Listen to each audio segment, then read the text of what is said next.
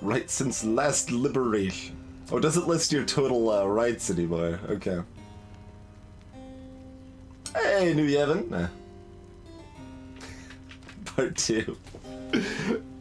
I don't think we can top that run though, New Yevon. We had a glorious NGB no upgrade run.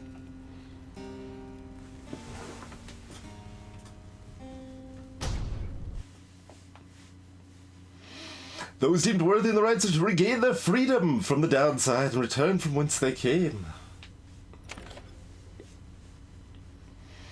So how's this game work? What's going on?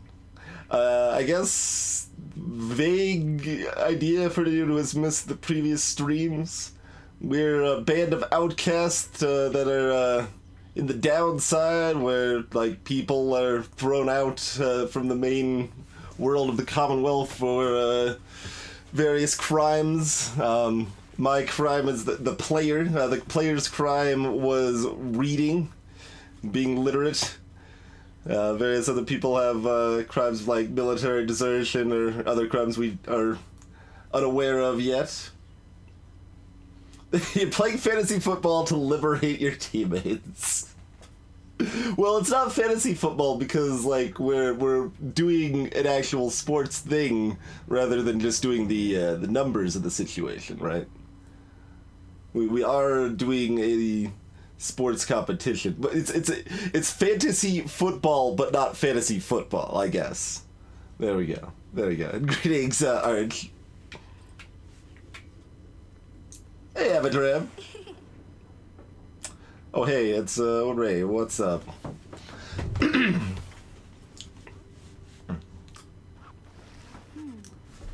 Ray seems very happy about something and has been chanting softly to herself. On closer inspection, however, she seems to be engaged in conversation with the wagon wall.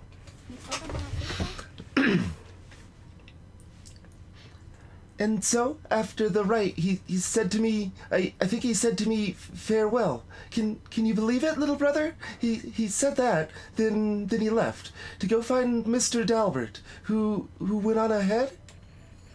And so, I think that maybe we are friends now. Don't you think so too? We have a lot in common, don't we? Friends are supposed to have a lot in common, right? For instance, we're both fighting for those we care about, for those who helped us when we needed it. Is that not so? He's very lucky to have met Mr. Dalbert, isn't he? She falls silent for a time, then... It cannot be that the 8 scribes intended that all of us just have to fight each other all the time. It just cannot be. So many whom we face, they don't like us very much, do they? Because if we prevail against them, it must mean that they cannot go home, even if they really want to. So that's why they don't like us. Back home, when they told me to stop being me, I didn't like them either.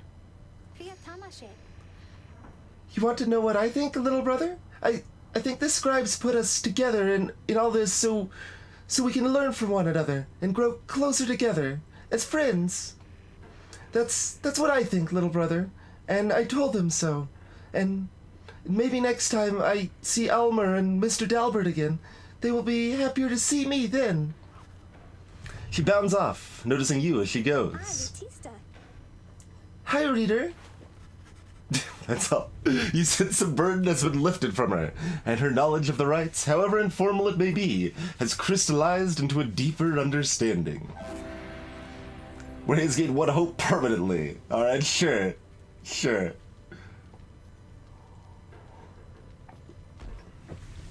I will wish you well. Seems fine. Seems fine. We did learn Edwin the Deserter before learning his crime. There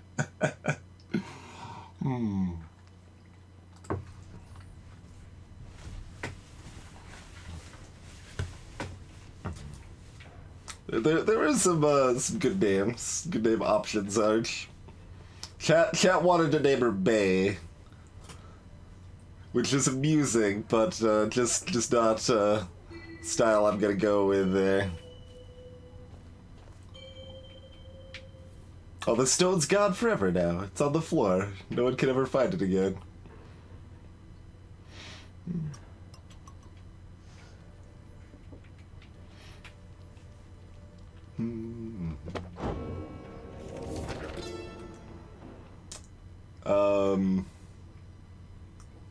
We didn't read all of the new stuff available, right? Yeah, okay, all of this stuff's still glowing.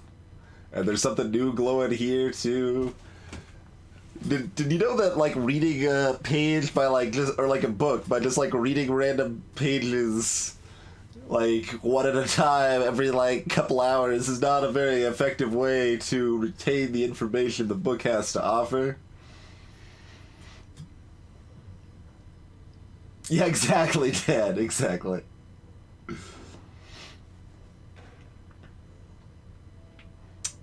Is this a new page? Probably.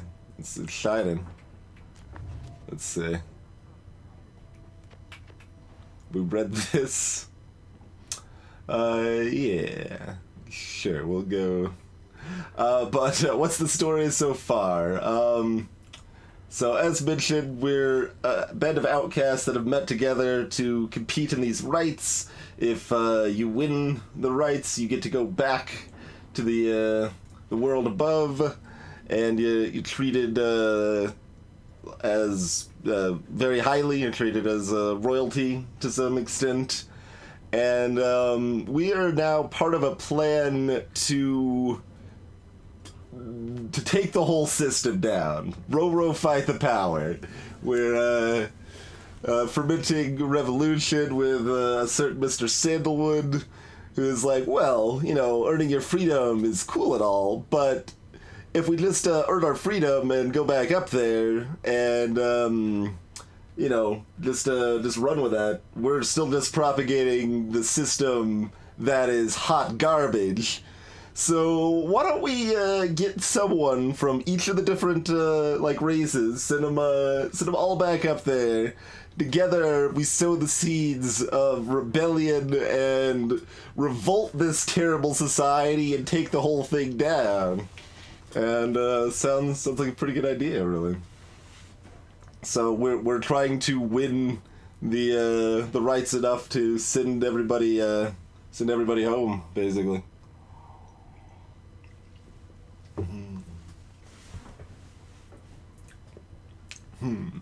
The Empahub and I, we helped save my emperor. And when the dangers did subside, my emperor Soliam Mur, he said something to me, which shook me to the essence of my being. He said, "You gave your freedom, Master Golathanian, so that I may yet have mine. You, too, are now an exile of the downside, and all the days which I have left, I never could repay the mercy you have shown me. So if I cannot do so in this life, then I shall do it in the next." We crossed the land together, and together with the imp, we gained the company of those who saw in him what I did. So, I mean, these are the writings of the scribes, the heralded greats that set up the rites and all of that jazz, and defeated certain evils of the downside and things like that.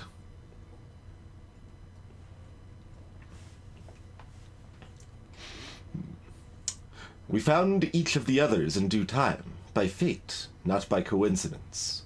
The wise Luscorian stood among the trees, gazing at the stars, expecting us.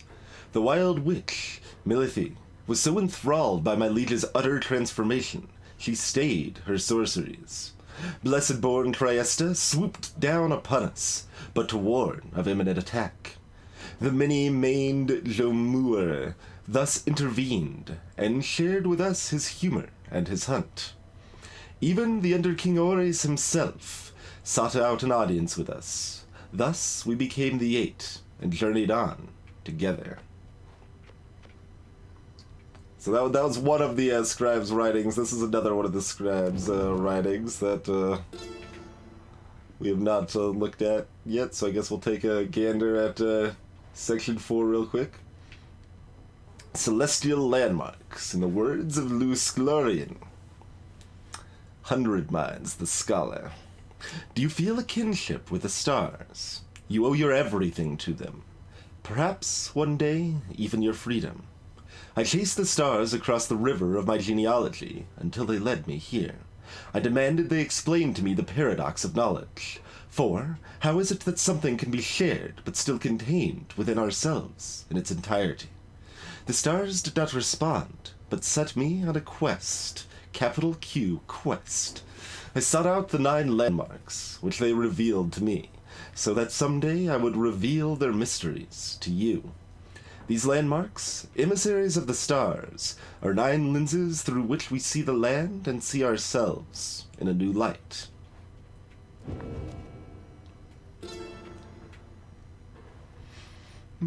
The Ridge of Gold.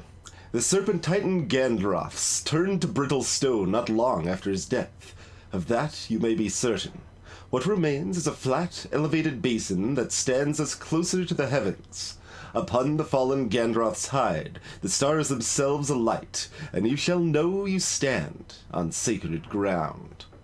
We set the metal sigils, lit the candle flames, and we emblazoned on the rock-like forms the sigil of our passage to and from this land. And then, the stars themselves, they did reply to us. They sang, shining bright, their voices loud and clear. We understood their cadence, and we knew how often to return. The Book of Rites. Much can be said about the Sisters of the Arch, whom we banished to the great beyond for deeds irredeemable. Suffice it that the details of their banishment are written in this book. The sisters in the book became inseparable, not unlike the stars, their light, and the infinite darkness that engulfs them. The stars communicate to us, and you, in turn. The words within this book are but an edifice, a simple surface. Look past the text to the hidden meaning, to the hidden power. The stars above, as they are not mere lights, these are not mere words. If you chance upon the Sisters of the Arch within their prison here, give them our thanks. Alright, well, they're not mere words. Clearly there's an arc hidden within the book, right? Alright, we'll read 7 and 8 later. That's enough reading for now.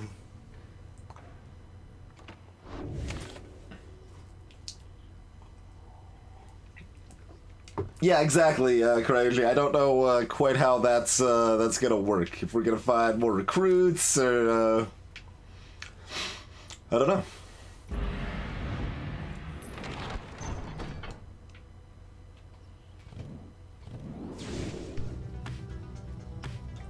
Oh, I didn't actually realize, or remember, I guess, this probably played before. I didn't remember we had, like, airship music, as it were. Just smash it to her. Sisters, we are under attack. Hold. No. We are merely being mocked. By none other than the Nightwings. Mock us all you wish, then, wastrels of the Commonwealth. The sight of you in that utterly outlandish wagon, your mere existence is an affront to the act of flight. Would that my sisters and I could soar tireless and free as we once did, but nay, we must resort to such ignoble means of travel, such as you. Now, stay from us, lest our vengeance should extend beyond your commonwealth and become more personal in nature. Wasn't quite the voice she had before. Oh, there we go. There's a little bit of Sandalwood's kind of hey, we're gonna do a frickin' revolution now music in this theme as well. No, we haven't got the Ringer back, Chthonic. The Ringer's gone forever, as far as I know. We can crash into them too. No, this is fine. We're chilling. Apparently everyone else has got fancy fly-in wagons too.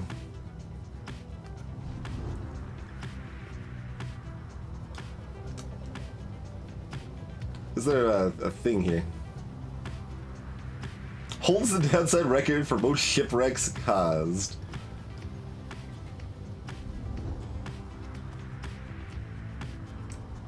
I'm just going where the pointer says. I assume we, like, picked a destination before we stopped playing last time. But, it seems like the case. Okay. Highwing Cove, the high road to the nest of Triestas, patrolled by the Commonwealth's ancient enemies. Rookie wants to take that route. What do we got over here? Black Shore.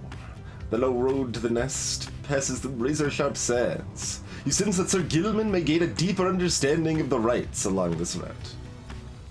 That sounds more impressive than just an interest, I guess. So,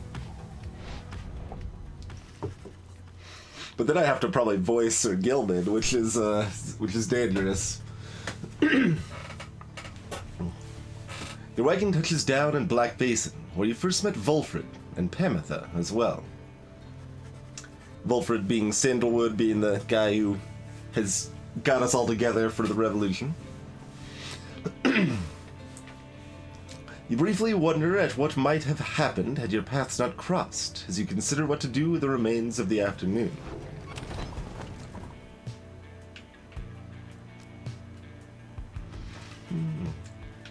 Having reached the Black Shore, you decide to accompany Sir Gilman for a walk among the molten crags. Alright, better take a drink first.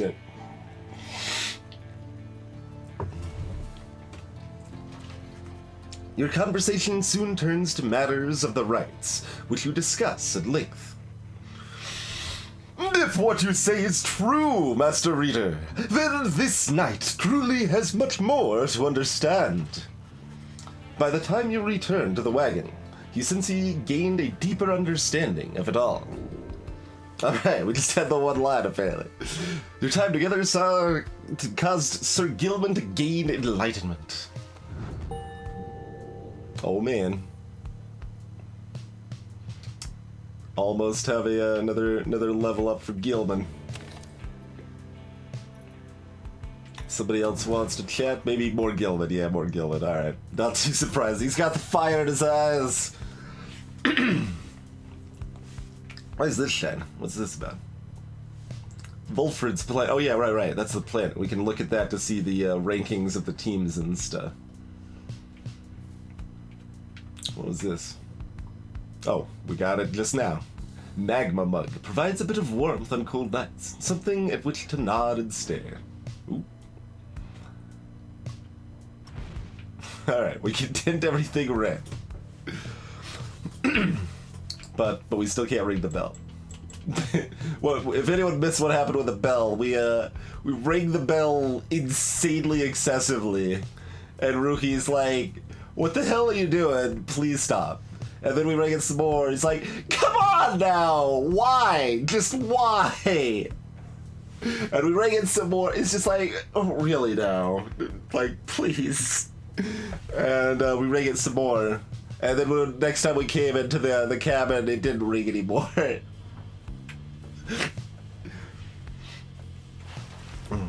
Sir Gilman is training intently when you approach. Master Reader, this knight was so engulfed in memories of the Sea Dominion that he failed to detect your stealthy advance on his position. Splendidly done! This knight would have been vanquished by you, easily. This knight is fortunate to have you as an ally rather than a mortal foe. His kind routinely clamors from the depths of the Sea Dominion to seek greater glory and, perhaps, a slightly longer life expectancy within your Commonwealth. Such an honor it would be to be assigned the rank of knight and be conscripted onto the front lines of the Commonwealth against their vicious winged enemies. In the Sea Dominion, it was our ultimate goal to fight our way to the surface, past our brethren, past the razor reefs, the strangled kelp, the snagglefins that prey upon our kind. Sir Gilman continues listing undersea dangers and terrors for quite some time. Past the blood sniffers, the electric scallops, the rogue worms of the frigid current, the paralyzing nets of the far fissures, and even past the scalding waters of the glowing trench. Finally, he trails off. Yet, even despite the myriad challenges of living in the Sea Dominion, it is each would-be Worm Knight's duty to abandon that place at his or her soonest convenience. How humorous it was to learn that life within your commonwealth had quite a bit in common with our existence under sea. 'Twas not all pomp and glory as the stories told. Perhaps it is our lot, as Worm Knights, to bring strife with us, wherever we should go. For even here, it seems, is our kind pitted both against our brethren and all others. He remained silent for a while, but then... Ah, well, it is fortunate that this night found within this place so fine a company as yours. It is a most different change of pace to strive towards a common purpose, rather than strive constantly to outperform each other towards one's own self-gain. Although, to the extent we are competing still, this knight shall ever strive to take the lead. Make no mistake about that, Master Reader. This knight was born to be the best, just like all the billions like him. Now he's off to steal himself. Your pardon, Master Reader. Man, like, doing his voice is actively tiring. Hey, mysterious saxophone, greetings, Muffin Drake, and salutations, Plot Spackle. He scoots off somewhere to continue with his self-made training regimen. One quickness, sure.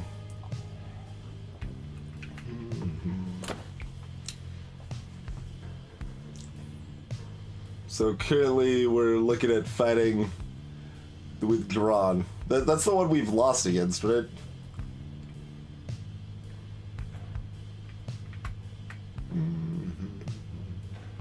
Yeah. So, the thing is, we could try to fight them early and win. I don't know what we decided last time. Like, who are we going to fight right now? I guess we'll find out what past self decided was a good idea.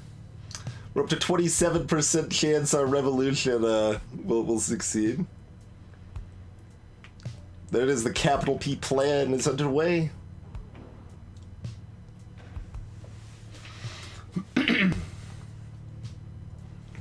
I mean, yes, Gilliam definitely makes ample use of my left hand in speaking Blackfire, absolutely.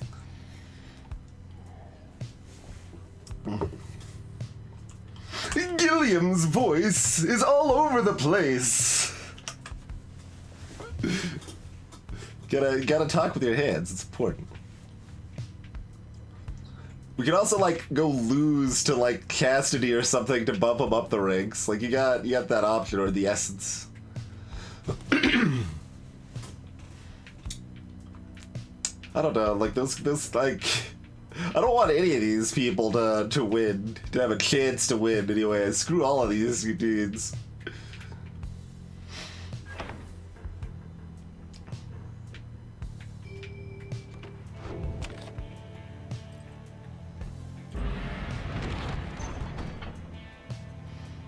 Onward and upward.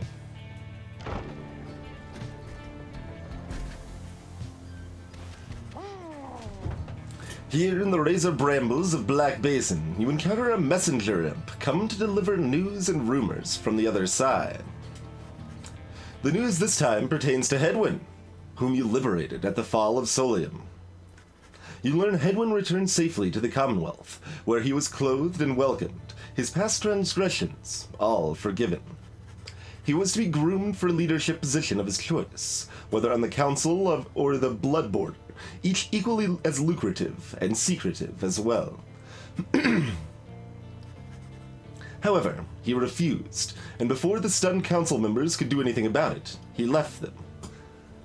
Wouldn't accepting potentially help, like, be in a position of power to take things down? I don't know. Hedwig's got ideas. Maybe he's, like, saying, screw it.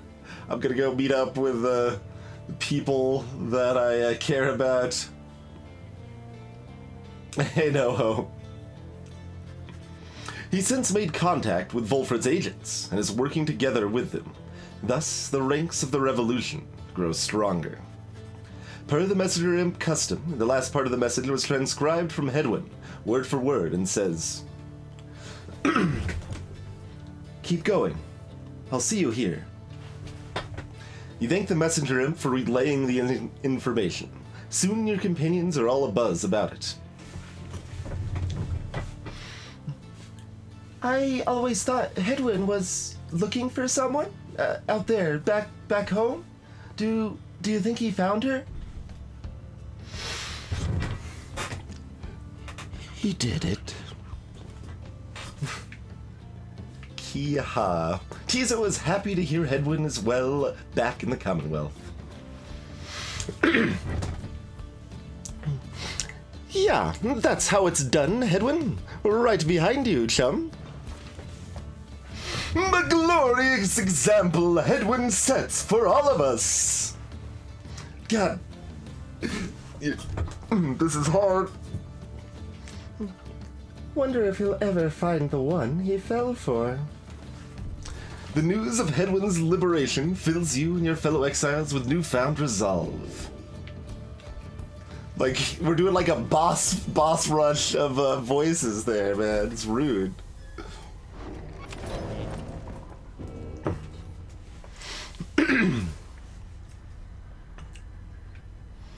Alright, Slug Market, what's up? Hey guys, come on in. Say, now, whatever happened to that smiley Hedwin guy? Did he really get out of here like I've been hearing, or what?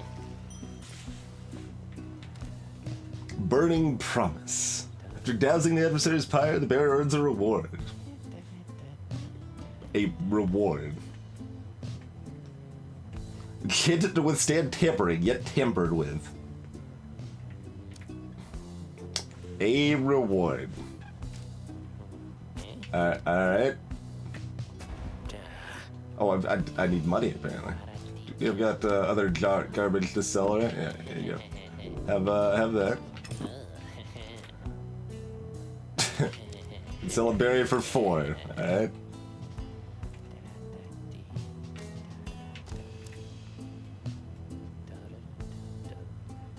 I'm just never gonna use that again. We'll go ahead and sell that, that's fine.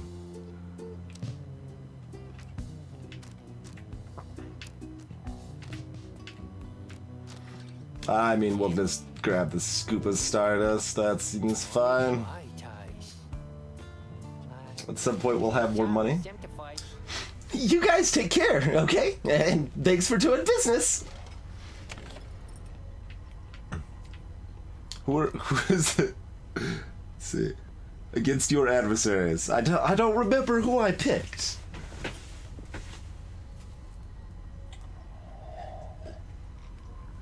I guess we'll find out. Though the now familiar surroundings of the nest of Triesta made preparations faster than before, the stars are already aflame by the time you and the others are gathered. The Withdrawn. Who are they again? Oh, that's okay. We decided to try to take him down now. It did show what I got here? Okay, fair enough. The right against the Withdrawn is commencing soon. Please be ready, sir. Sure, whatever you say there, chum. Now, let's watch the fireworks up there. I always like this part. Wish them all good fortune in turn. Little else is said, and together you watch the celestial harmony in calm and silence, and await the Withdrawn.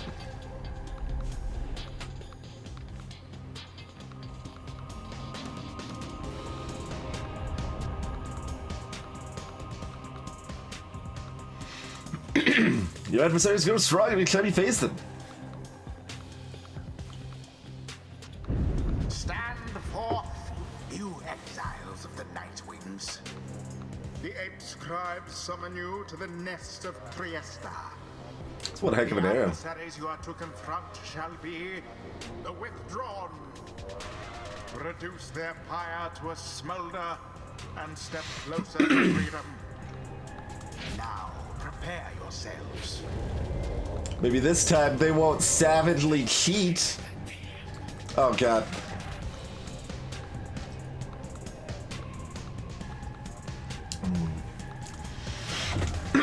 worse than voicing Guildman is voicing snakes.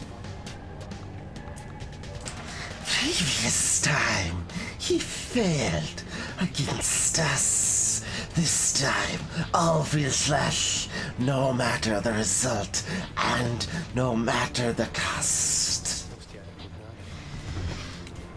Your adversaries are prepared, reader. Who shall conduct the rites on your behalf?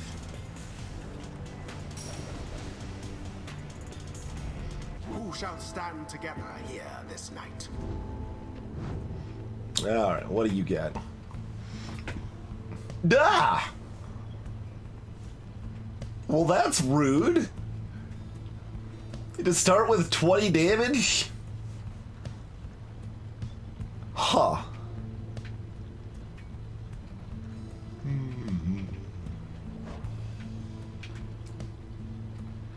She's got some imps. Do bonus damage 4.5, fortunately. 4 extra damage doesn't do anything.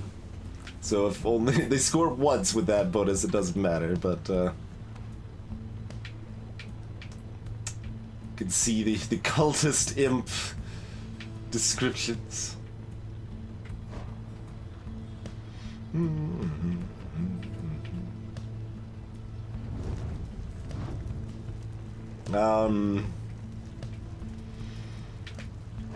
Let's see. We use Tizo like every time, so they're already rank 4 over here. Cause Tizo's great. Jody's good for body block in the base. Kinda like just having her around for that, if nothing else. Pamitha seems like she should be fairly good on this map, although it's also true of... Was he maxed out? Did he get the Uber thing? Yeah, deals an additional 10 damage when dousing the adversary's pyre. We're using Tizo every time, always, forever. Right? Like, how are we not always using Tizo? Oh, I didn't actually look if their relic was set right. They apparently had a relic, and it's whatever I used last time, so that's probably fine. I guess it's fine.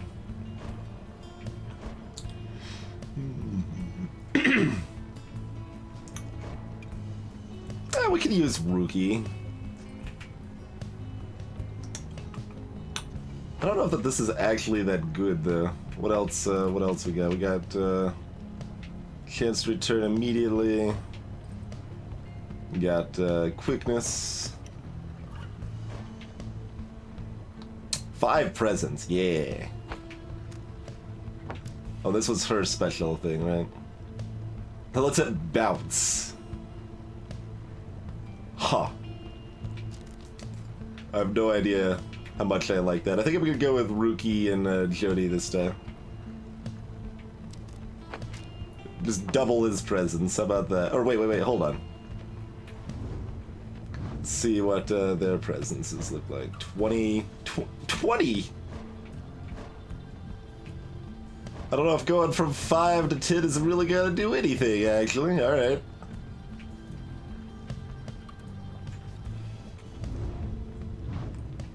Oh yeah, Tizo's got the only use 20% stamina relic. It could be infinite, but like upgrading it further doesn't really seem like it's gonna matter too much. Alright, well we could give that to Jody then. Give her like Das Uber presents. So you're not left with a whole lot. Was this one? After grasping the orb, you instantly recover all stamina. Well, that's not bad. Maybe I'll give that one to Ruki.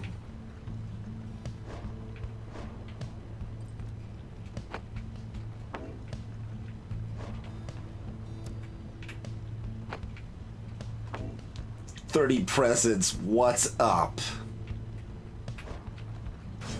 Ruki. Jodariel, it is done. Hear us, you slash. Bring to us thy terrible power. Every time it's like, how do I play this again? Now begin. Good. Oh, you can jump in those waters, and that's bad. She can jump so far. Just to falter. She jumped so far.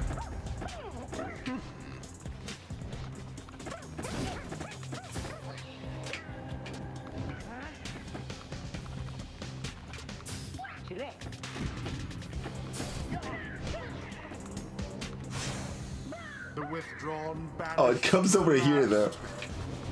What's flutter? That's flutter. Okay.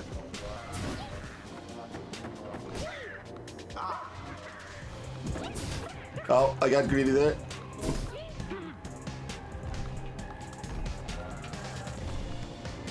Down goes that. How do I switch again? There we go.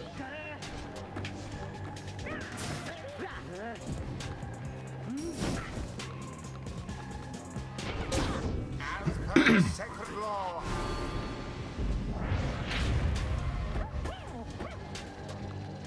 Good.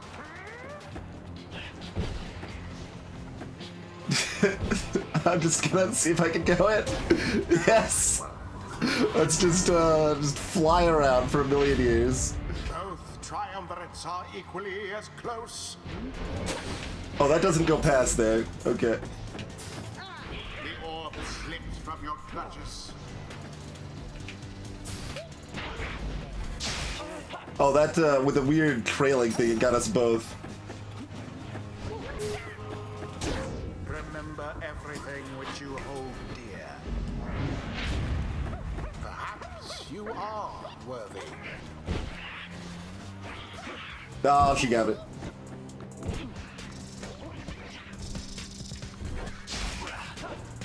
No, switch. Let's try to do whatever. I guess we're. What? No, what? Oh my god. Little splash. Controls are hard. Wait, why did that only do 5? They should have a bonus 4, right?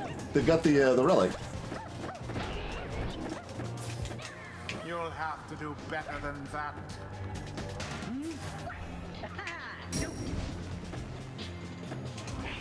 Oh, I missed my leap chance.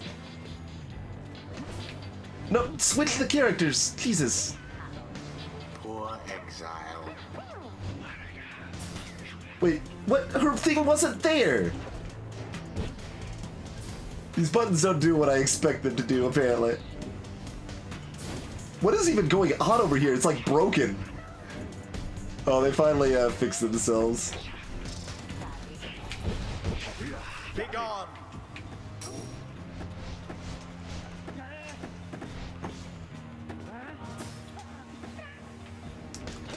Nope. God bless it. I just want to switch characters.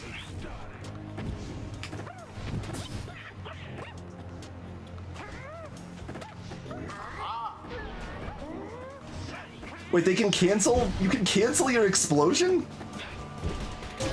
Blessed be. I didn't know you could cancel your explosion. Hey there, Color Surge. Yeah, tossing can get equal. You just have to hold it for longer. Greetings, Portable Fighting.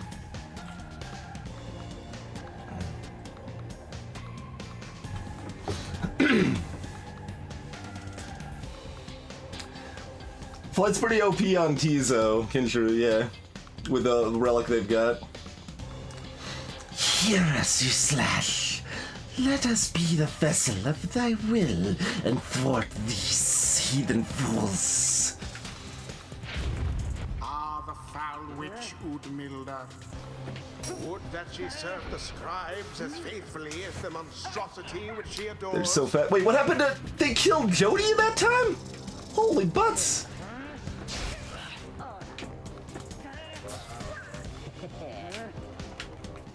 Nope. Okay. How very fortunate. I guess Jody's getting this. Can I pass it? Not now.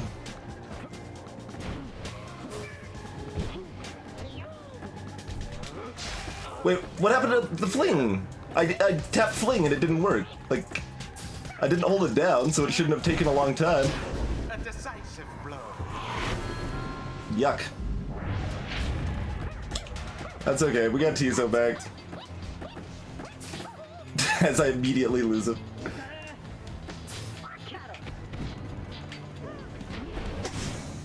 How sad for the withdrawn. Alright, there we go. Fine, yes, the Nightwings did prevail. The Fine, flames of yes. their resolve could not be doused. I like the announcers, like, yeah, fine. I guess you win. Is complete.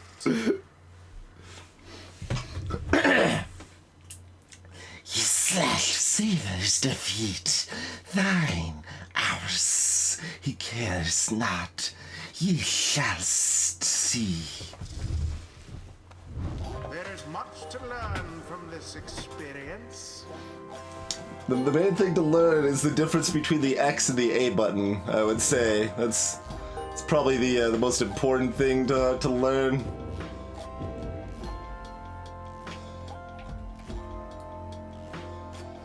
Until the stars align.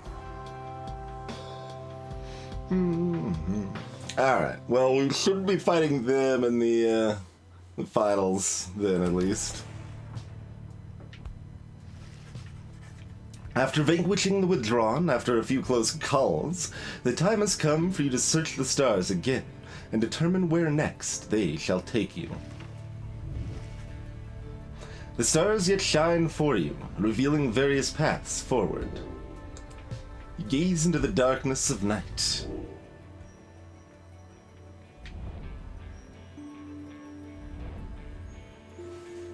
Yeah, that's the short version, ZZT. Visual novel sports ball.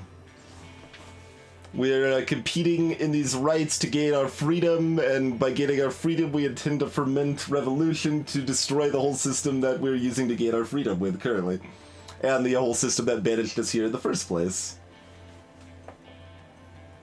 The dissidents. That's the dogs. Okay, sure. I can look at the planner from here. Wait, the Withdrawn are still number 2? What? Why are the Withdrawn still number 2? I just won against them.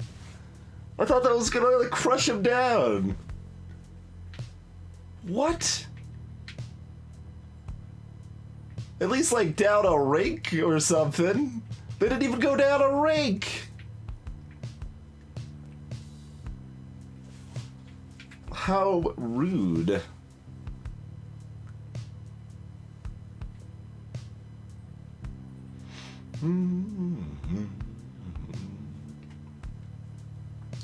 Well, maybe we will have to fight the Withdrawn again. That sucks, man. Yeah, these both also just lost, I guess.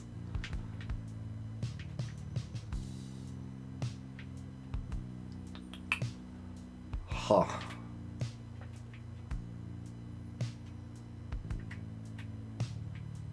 See, like, it's weird, like, there's, you're torn, right? It's like, well, I kinda wanna say hi to Fate again, they're kinda nice, but, like, then I'm just crushing their hopes and dreams nonstop. How rude. The Tempers dropped to last because they're who we beat to send Headwind out, NoHo.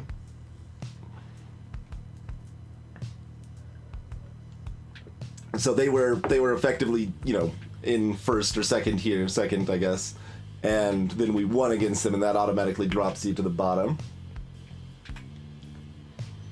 could go take a free win against the Pyre Hearts if we wanted to. Lindel the Liar. I kinda don't even want to talk to, manly Tinder stuff, although I'm also curious what his deal is.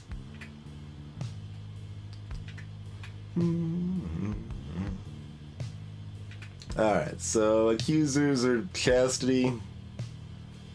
Well, like, the thing is, like, if I'm facing the Chastity, am I throwing the match? Is that the plan? Throw the match? So that we'd rather fight them than the Withdrawn, I think? I don't know, I don't remember them being, like, especially easy either, necessarily, but the Withdrawn have been the hardest by far, I'd say. Hey, Mind's Eye. I don't know, let's just, keep winning. We like trying to win, so we'll try to win, I suppose. So let's just fight, like, anyone other than the Withdrawn and the Fate. Kinda whoever. There's the Pyre Hearts if we want to just dunk them. Accusers? I don't even, like, remember that picture, so I guess I'm gonna go check out, the Accusers. Was that a picture of a scorpion being crushed by the moon?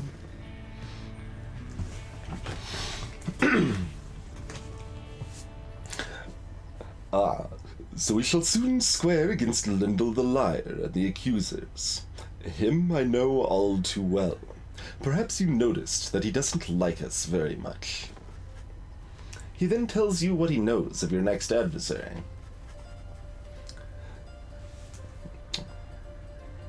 It's not like directly him talking, but he's being told, whatever.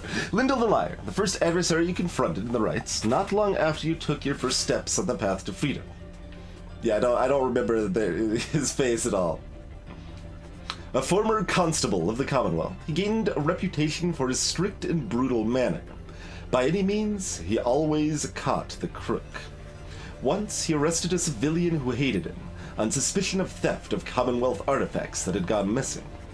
Lindel discovered the artifacts himself in the civilian's home. The suspect was soon exiled. Still, he denied the charges, even as they cast him downriver. The case was investigated further, though too late. Suspicions turned to Lindel.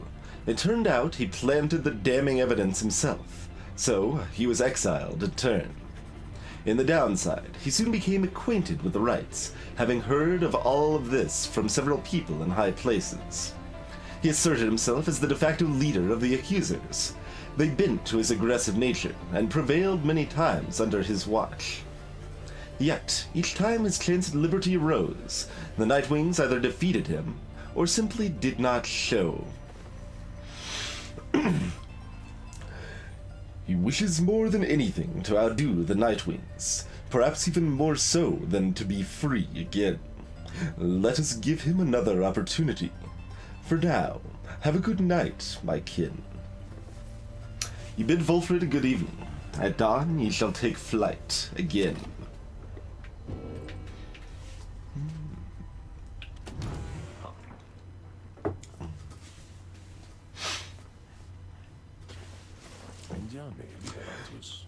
Hello, my kin. Tizo and I, we were just reminiscing on old times. Correct. Tizo is happy to have Volfred back among the Nightwings once again. Thank you, Tizo. I am happy to be back among the Nightwings as well. Though, you understand why we were forced to be apart for so long, don't you? Skrahu. He understands full well. I trust that Tariq provided some good company and song during the intervening time. Tariq being the minstrel guy who was kind of associated with the rites. He is the moon. I don't know exactly what the deal is, but Volfred and him have been of acquaintance for quite some time. Tizo confirms that he did enjoy traveling alongside the lone minstrel for some time. And there he is, right on cue. Something I can do for you, Volfred, sir? Volfred laughs warmly at this. No, Tariq. We are well enough for now.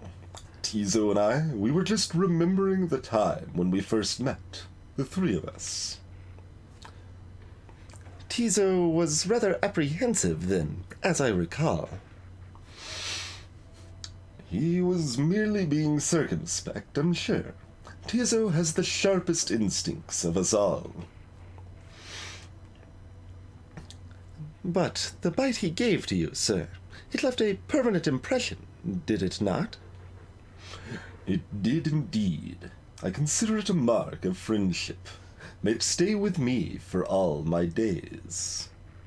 It's a good reminder that, despite the challenges we faced together in the past, my time among the Nightwings has been extraordinary. Likewise can I say the same, sir. Tizo's all super excited. We get the little flare.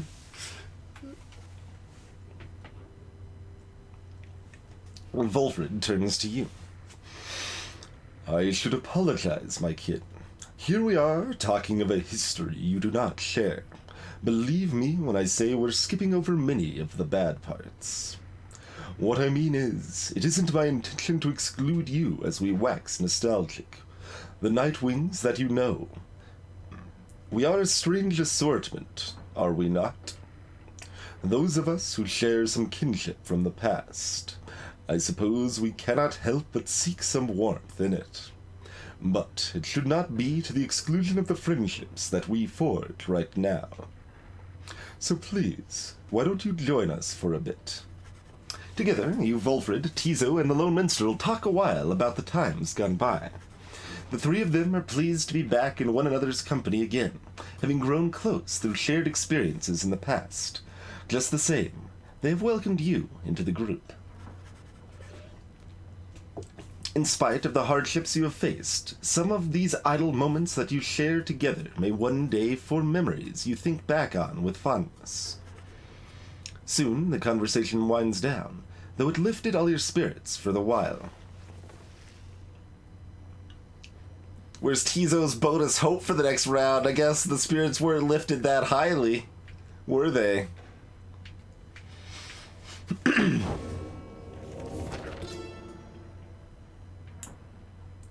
Alright, so we've got new pages all over the place, I guess.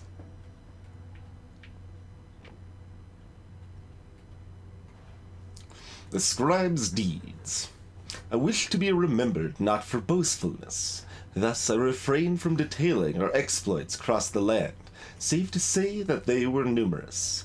Know that only through our combined strength of arms and wit did we withstand this savage land. Such were the monstrous dangers that it posed. I came to see that all of the terrors which I heard at bedside in my youth were based entirely in fact. So great they were, they blotted out the sky. Such was the evil that we vanquished, that the remnants of it yet shine under the stars. And, in the end, it was the stars which guided us towards our truest calling.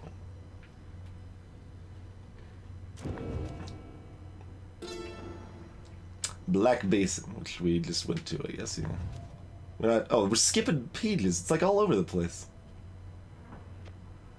I don't know, man. I guess we're looking at this page. Black Basin, in the words of Milithy, the witch. The continent we called Black Basin shall one day tear itself apart, arriving upon blackened, molten crags. Tolerable only by the harp Trieste, we pressed onward towards a suffocating wood. This land felt to us somehow primordial. Deep in its roots' noxious crevices lay innumerable clues as to its ancient history. But we had little time to excavate, for our supplies, by then, were thin. Further, we were lost. Our best attempts at circumnavigation all had failed. It was Luz Sklorian who reached out at last unto the stars, and they revealed the way. Then we at last could see the sacred Mount Aladil, there in the distance. Mount Aladil.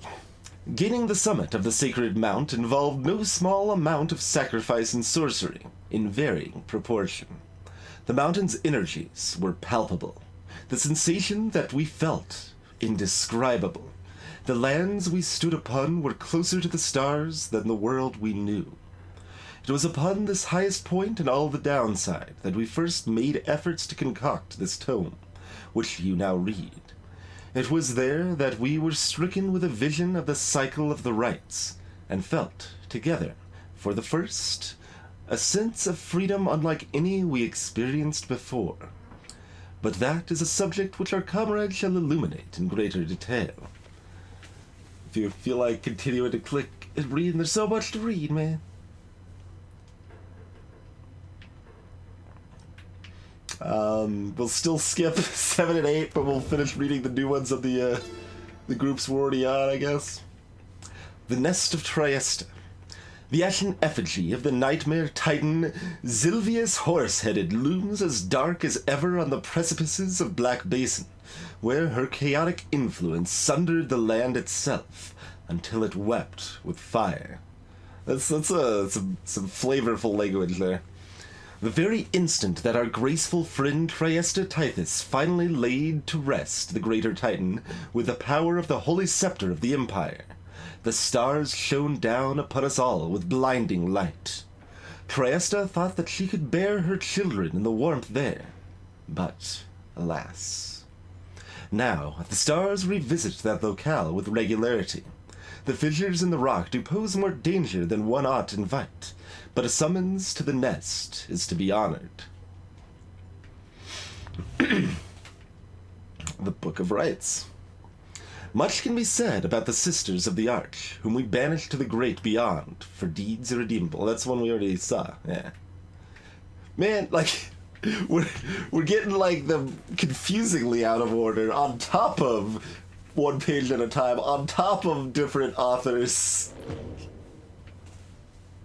There's information there, but it is hard to meaningfully parse, I suppose.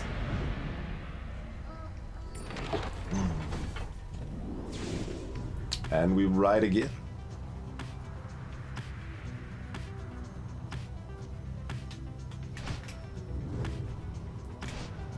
Wait, what's this? Oh, that's where those guys are hanging out, setting up camp.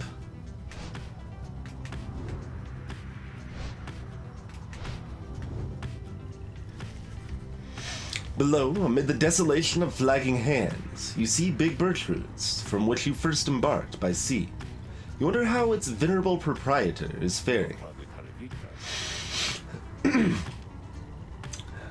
I am certain that Big Birchroot must have left a strong impression on you all.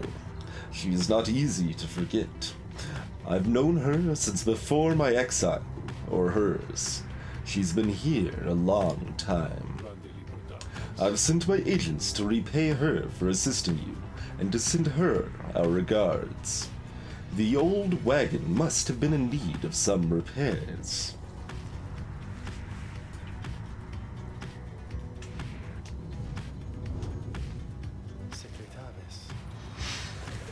The spring of Jomer has always flown forth from the crushed carapace of Bylanthius, the legend of whose demise is a rather sordid tale.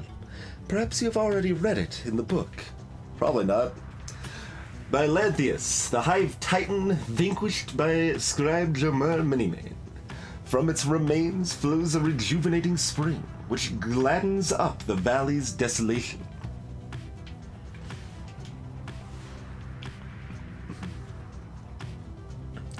Not all believe the book exists, of course, nor the greater titans, nor the rites.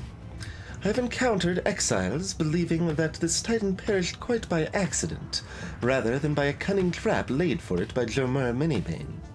They took the titan for a common beast. Perhaps the stars shine down upon out-of-the-way locales such as this one, to ensure they alone shall witness the proceedings. Go to Fall Flat or Glue Hive. Kizo has a hunch you may find something of value. We do have low money. Ruki expressed an interest in exploring pools.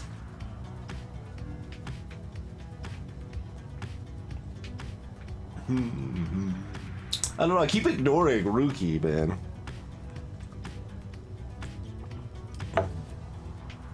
Rookie always just like kind of casually expresses an interest. I'm like, nah, we're going the other place. Screw you, Rookie. Guess we're gonna keep doing it. Let's find something valuable. You touch down in the heart of Jomer Valley, where you first face the fate and the dissidents. You briefly wonder where they might be now and how they fare.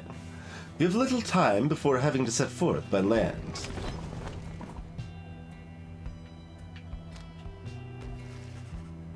Something about the dusty waste of Fallflat gives Tizo a strong intuition to explore the area. Together, you set out to take a look. Tizo wishes to accompany you on your patrol. There seems to be nothing in particular in the vicinity, but then Tizo raises his voice. Tizo seems to have found something he wants you to see. The object in question is lodged deep in the ground and bears the mark of the rites. You sense you may be able to secure its contents, but the mystic wards will not be easy to undo. What shall you do with the locked container? You sense whatever is inside the container has benefited triumvirates in the rites before. You may be better off pursuing your vocations than some unyielding container. I mean, we gotta open the box, right? We're not opening the box. You focus all your mental faculties on the mystic wards sealing the box contents. Soon you are left exhausted, but the box's lid unfastens. Inside it is a talisman, placed there perhaps by one of your predecessors in the rites from ages past. Titan Tooth. After blocking airborne adversaries, the bearer briefly stuns them and knocks them back. It's a thing.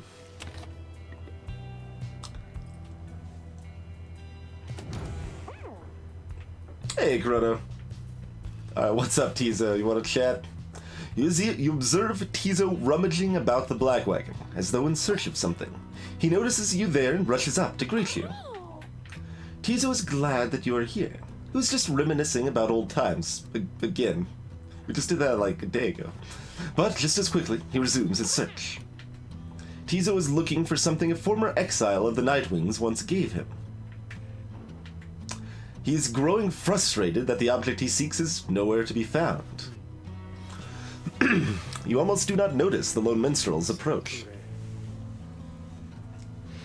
I'm afraid it is gone, Tizo. I am very sorry. Reader, it is nothing that ought to be cause for much concern. Merely that Tizo has misplaced something of sentimental value to him. It was just a spare bandage, he indicates. Exactly like the one on his horn. Tizo here has had many adventures with the Nightwings. Is that not so, Tizo? He squawks in approval. Those memories shall always stay with you. Is that not what matters most of all? He confirms this as well. That was quite the noise there. Then, please do not worry yourself about it anymore. It is a symbol of a distant past besides. Tizo skulks away, up into the rafters. The lone minstrel watches him go. The object that he seeks does not exist, reader. Tizo searches for it from a fleeting memory of his days with the Nightwings of the past. He performed the regular duties of other drive-ins at first, but soon distinguished himself. I was none too surprised. He was clearly special. He had grown close with the other members of the Nightwings when misfortune fell, and the triumvirate fell apart. Perhaps Volfred has revealed to you more of the details. As for Tizo, I feel he must make peace with the shadows of his past, somehow. Perhaps then he shall cease searching. You need not worry for him, of course. He is resilient, and shall always serve the Nightwings well. You might say that he was born for it. Begging your pardon, reader. The lone minstrel excuses himself in his polite way, leaving you to consider what he said. Sure, we can get our $4 from the plant. Maybe it's the bell's ringer in the box, yeah. Who knows where Rookie hid it? We keep ignoring Rookie when he wants to chat about stuff anyway, so we would never know.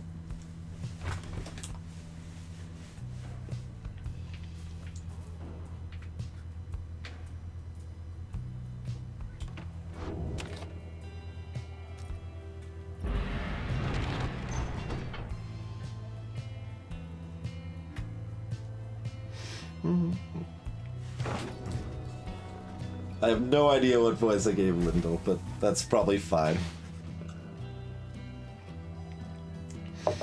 En route to the spring of Jamur, the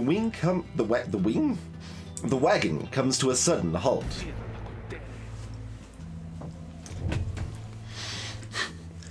That does it. I am leaving. The cause of Glodariel's outburst soon becomes apparent. Well, reader darling, at least some of us know how to take a joke, wouldn't you say?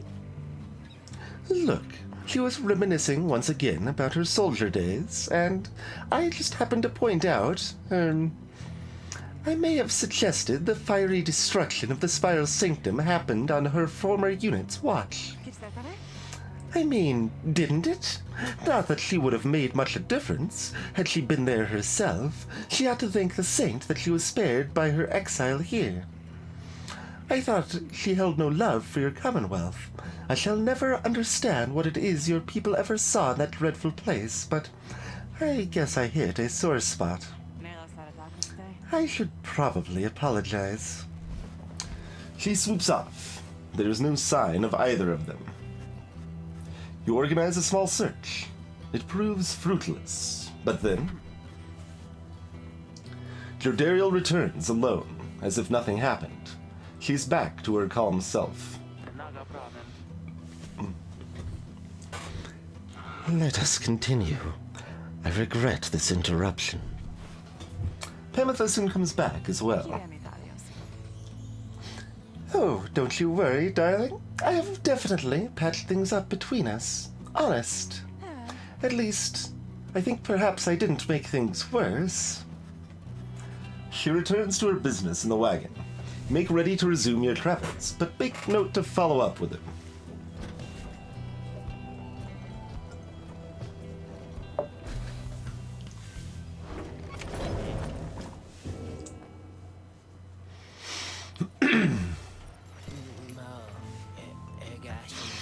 Oh, hey guys, look, I got something here I think which maybe you would like.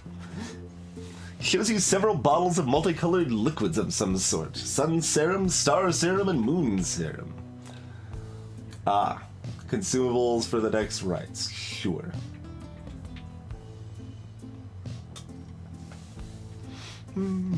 A beverage brewed in pure sunlight, said to warm the soul of whoever imbibes it.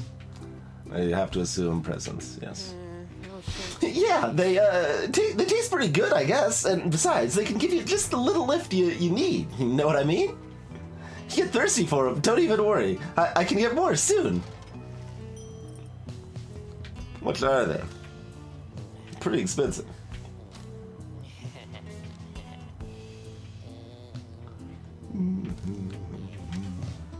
Oh man, this battery is worth 6 now.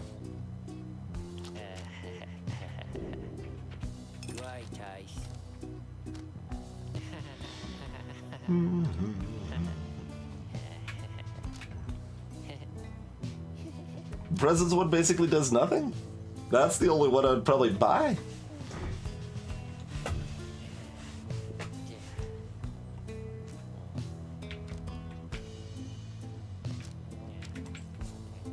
Maybe quickness, but I mean, I wouldn't buy the hope one. Unless I was just like rolling in cash money.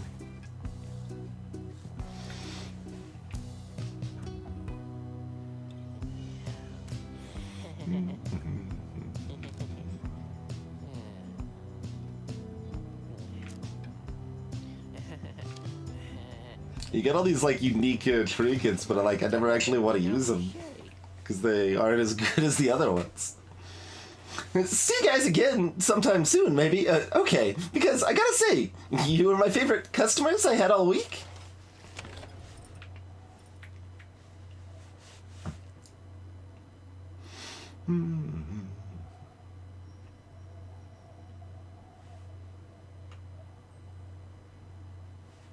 Three times score. What do you mean, Cathartic?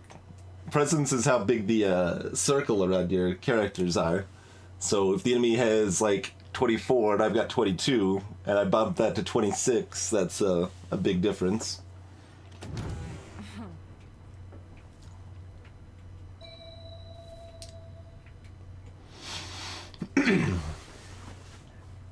You find Pamitha in the midst of a heated conversation. All I'm saying is, we're limiting not only our own chances individually, but all your friends' chances as well. Cloderiel seems to be considering whatever it is that Pamitha proposed.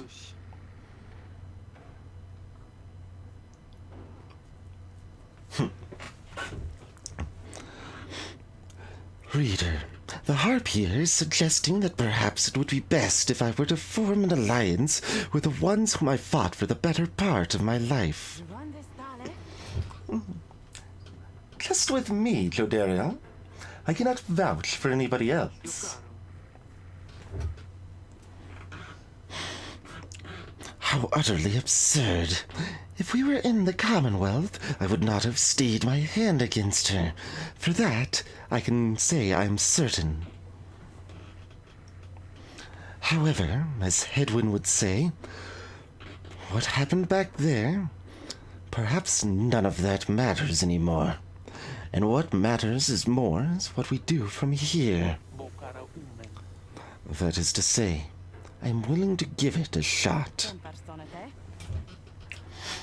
You mean you would be willing to conduct the rites with me? Yes. Excellent. I knew that you would come around. I thought she'd never come around, but I had to give her the benefit of the doubt here. I'm grateful for your open-mindedness. No need to let old enmity... Oh, I've almost never seen that word pronounced. I don't think it has as many syllables as you want to give it by default. I don't think it's enmities. Like, that's what it, like, what you want to, but yeah. No need to let old enmities between our ancestors ruin things between us, or the others in our little party, for that matter. After all... Do not push it with me, Harp. We shall see if the reader here is thus inclined to pair us in the coming rites. I am willing to defer to them. Actually, he kind of was, probably. Anyway, you see, I think I managed to make amends there. Doubtless we'll get on swimmingly in no time. Hope for the best. What if we lose after they're together? It's like, well, we've lost once, and the second time we lost is because they're together? Alright. Clearly you're terrible.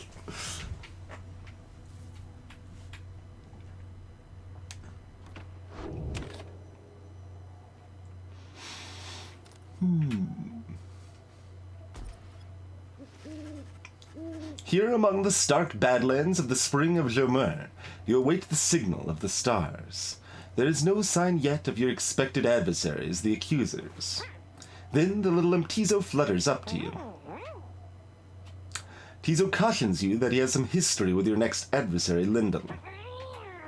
Tizo seems to be indicating that Lyndall has a personal vendetta against him.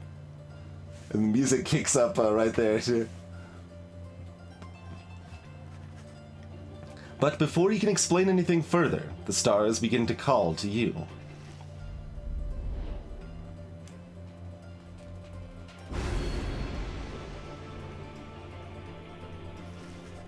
Something else catches your notice in the sky this time. Strange new stars shimmering about the ones you recognize.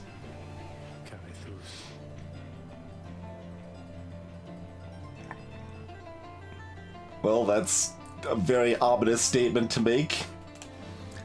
The greater titans have returned. Some of them, and merely in spirit, not in form, but those dark stars are a portentous sign. Though they may not light, or they may light your way, beware the path which they illuminate, reader. Henceforth, you may invite the influence of the Titan stars. Omens in the night sky, representing one of the downside's mythical monstrosities. Use the Titan stars for a greater challenge. I see. Slain or routed long ago, the Greater Titans are an indelible part of the legend of the Eight Scribes. Look upon them without fear. Behold, the Titan stars. Hey, Indie Babble.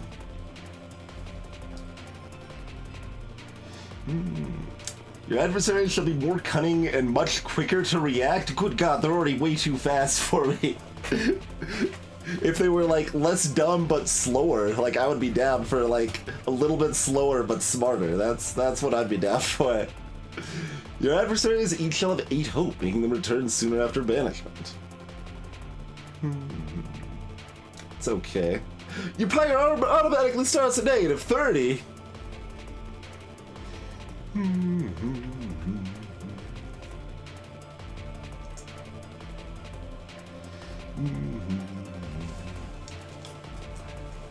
We could probably afford to activate Limbless Erzek. I only get plus 3% enlightenment? What do you get for these? 3%? 10% for that one, good God. That's terrifying in the fact that it gives you 10%, because this is only 3% and this is awful. This is awful and it's 3%.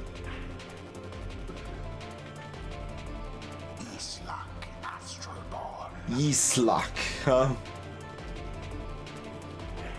I don't know. I'm not dead set on pronouncing your Slash's name correctly by the in-game lore, because it seems like we're more like insulting you Slash every time we pronounce their name wrong. But I guess if we're speaking for the withdrawn, we should pronounce it Yeeslok.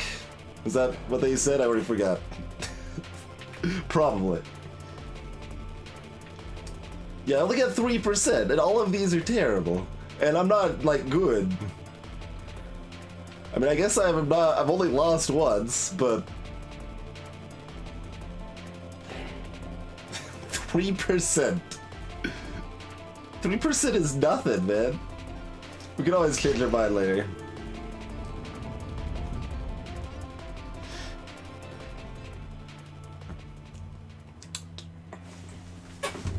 Reap the reward of 3% greater enlightenment. The Titan stars. Burning remnants of monstrosities felled by the scribes themselves. Who could stand against them in their fury? You are wise to have resisted their seductions, reader. Best focus on your adversaries, keen as they are to confront you once again. Hey, Arturzu. First, and show them the glory of the Night Wings. Now then, make ready for the rite. Your companions are assembled and ready for the rites to commence. However, there is still no sign of your adversaries, the accusers. The little Mtizo screeches something, cautioning you all to stay alert. But then, as someone leaps forth from the shadows, he grabs at his mask.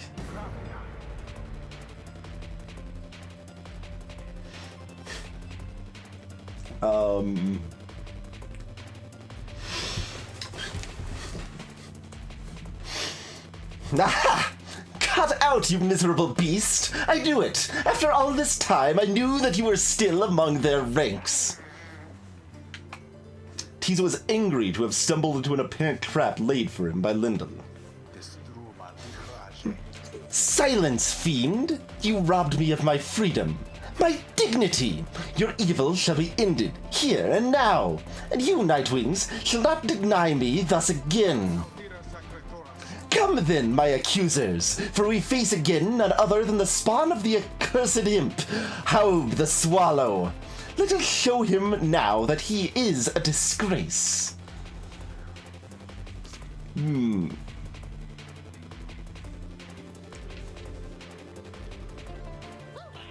Tizo whistles something angry back at it. Whatever transpired between him and Lyndall in the past, Lyndall evidently has not let it go. Who shall strive for freedom? So their Pyre's at 135. That's rude.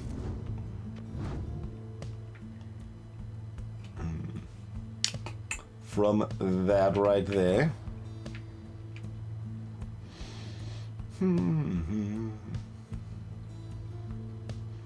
Dick. +6 while they're ahead. +6 while they're ahead. Okay. And they start way ahead. They've got synergy, man. What is this relic synergy they got going on over here? Also, I'm a little amused that Vispa has all the enlightenment and Lyndall does not.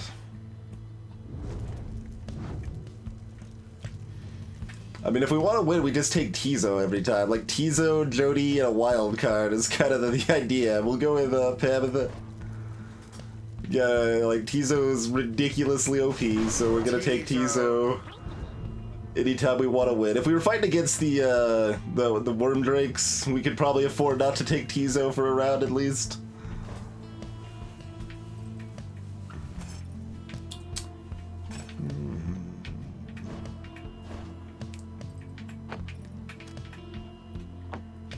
Oh, what were their presences like as well? Should take a gander at that. That'll be relevant, potentially. Okay, all 13. It's Pamitha, yeah. That seems good. Bring that up to 14 there, you say?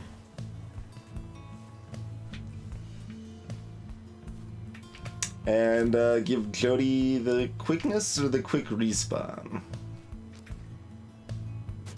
How much does that go up? 3% per level? So you could actually get that one kind of really good too, right? 45. You could only get it to 60% at best because they cap at 20.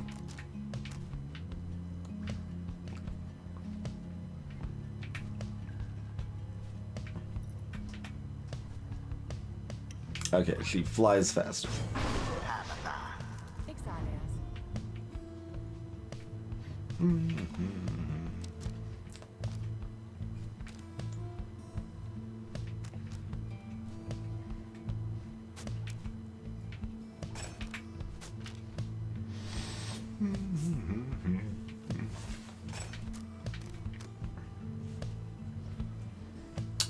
Farther and faster than usual. But I mostly don't cast Jody's aura. She's just got a giant aura that she just like stays back to body block with mostly. It's kind of the idea.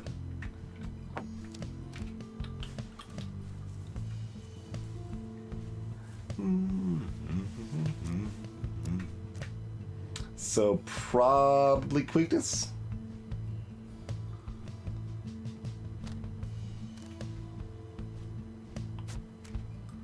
I'll go ahead and make it 4 quickness.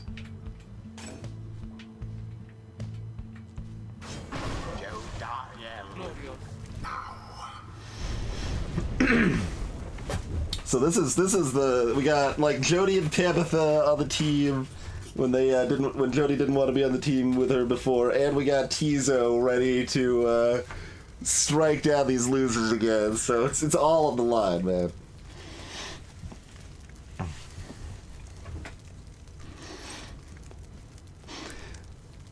Whatever enmity exists between our Tizo and our adversaries is no business of ours. Let us end this quickly. Night Wings, the wicked fiend you serve is an affront. He denied my rightful freedom in my moment of triumph. I shall never forgive him, or any of you.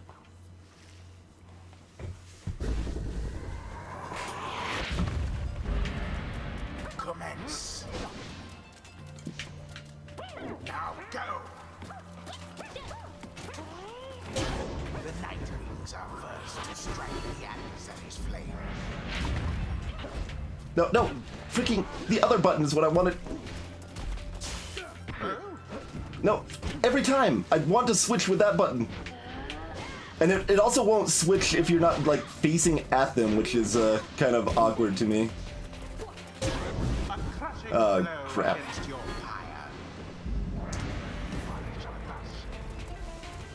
Hold still, you misbegotten little pox. We are not finished with you yet. Tizo utters at Lindel a slew of the absolute worst in profanity. Your curses could not possibly affect me any further, you foul spawn, for you have taken everything from me already. But if I am to be trapped in this forsaken hole with you for the remainder of my days, then I shall see to it that yours shall be as doleful as my own. That Lendl certainly enjoys a rousing speech. Though talk means nothing in the right now. That is how to snuff a flame. Talk does mean nothing, I just ignore it. Okay. I actually press the switch button now. Oh.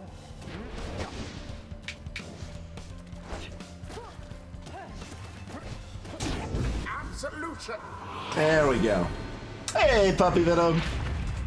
Let's see you Nightwings keep this up. I can fly all day, guys. That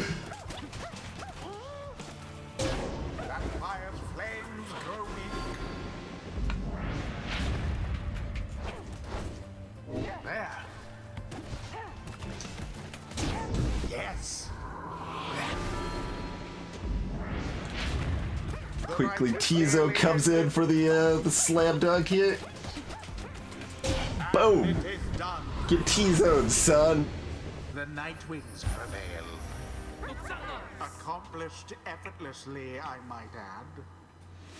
I mean, it's been like a month since we The played. ceremony is complete. And also, Crunchy, like, you're you're doing matches somewhat back-to-back now, but early on, it's like, alright, do a match. Well, here's, like, an hour and a half of dialogue. Now do another match. How do you play again? Hey, Zappergand. Tizo is very pleased that you prevail, but wishes to make a quick exit at this time. Blast! Where did he go? Where did he go? That infernal imp! It is a monster in disguise, a fiend! Come forth to torment me until the day I die! Lindel storms off in a fit of anger.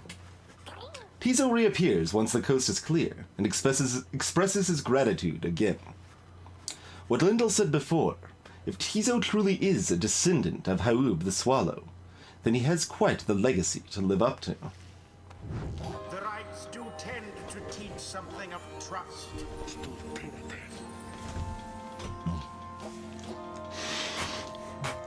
Utter nonsense, all of this, that we've come this far. Fortune alone cannot be the cause. It's been so long since we leveled up Jody. What did we want? I guess this is what we got already. These two, okay. So we went for this, right? Banish adversaries by flinging the orb into them. That's interesting.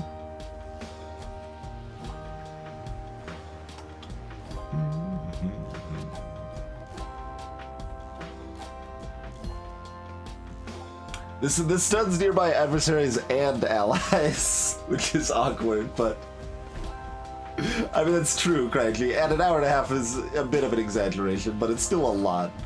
It's still a lot of time between the games, which makes it hard to get used to the mechanics, you know.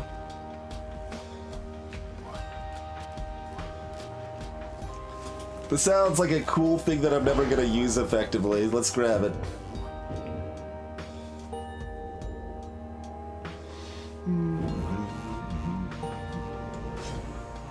heavenly wings could speed us on toward greater understanding. All in all, having to unlearn everything I've learned is going somewhat faster than expected.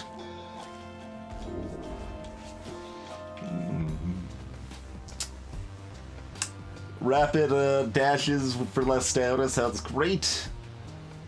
After saluting your adversaries, he instantly switches places with her nearest ally. I mean, that's kind of neat, but that's really, really hard to use well. So let's just be faster again, because you gotta go fast. You always gotta go fast. Until the next round. So, how was that for you, Jody darling?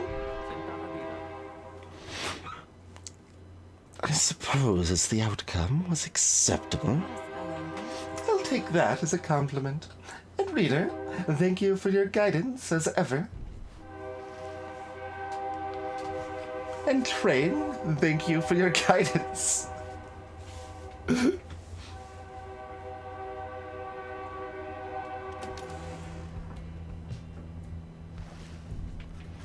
Back at the wagon, after triumphing over the accusers with great prowess, you are about to join the others discussing the outcome when Volfred finds you. Good work back there, my kin. I'm afraid I must pull you away from any revelry, for there is something you should see. Please, join me outside. Look forth. The golden star reveals itself to us once more. Indeed, somewhere deep in the infinite dark, a single star shines brighter than the rest. The path to freedom reveals itself again.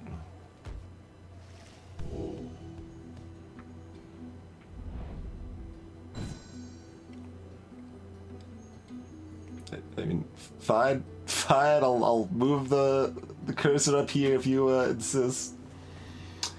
Yeah. I beat the withdrawn to help make them not be able to come here. But they still did it. They still did it. Chastity didn't do well enough. That's okay. If we crush them, we can just ignore them forever. If we don't crush them, well, badness then, I guess.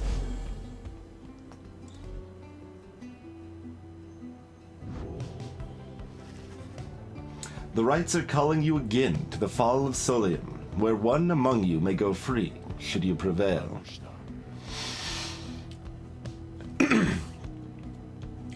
It is as we discussed. The cycle of the rites is beginning to turn more quickly. Perhaps the scribes themselves have taken notice. Fortunately, having more frequent opportunities to free ourselves is not unwelcome to our plan.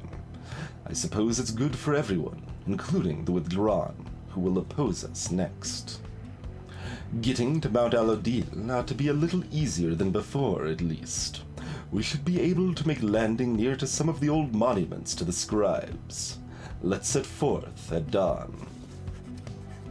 Soon everyone is off to rest as best as they are able, knowing that another chance at liberty for one of them shall soon present itself. And that is correct, Gathonic. Yep.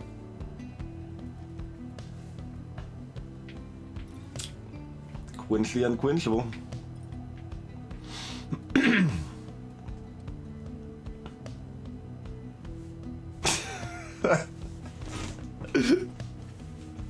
That's a little bit amazing, Kathonic.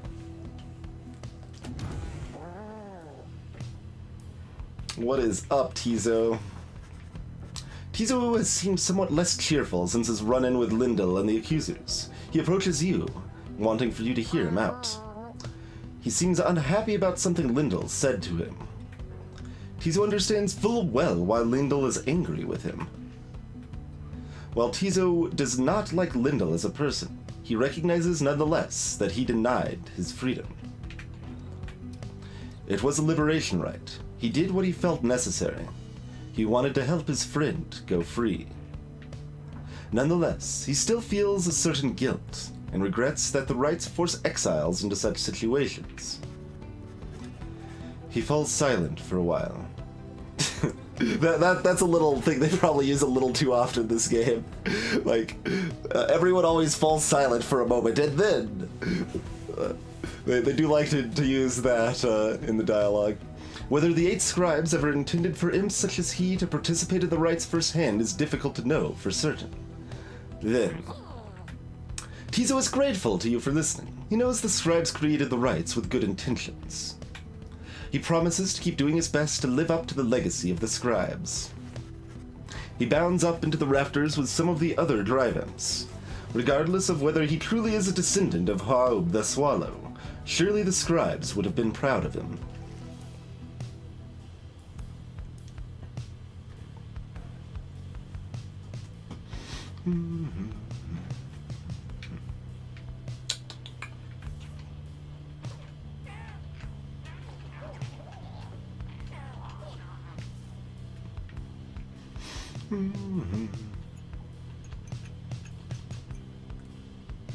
It's very heavy.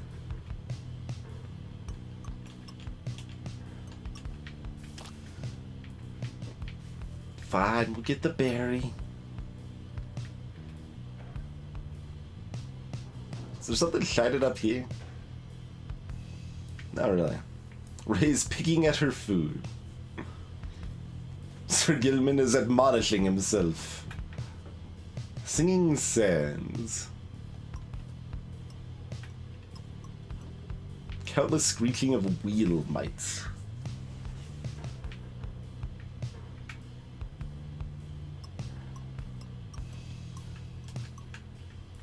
It is fully grown and has led a rich life.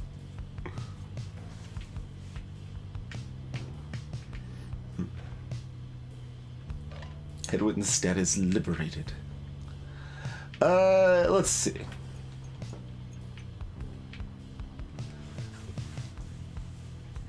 I'm still trying to figure out, what I'm doing with Pyre in general, right? We probably are gonna try to finish it, right? It's pretty long, but I'm thinking I'm liking just like hitting on it for like 2 to 3 hours at a time, and then doing other stuff for the rest of the streams. So I think we're gonna continue with that sort of pattern, just to fit a little bit of it in here and there.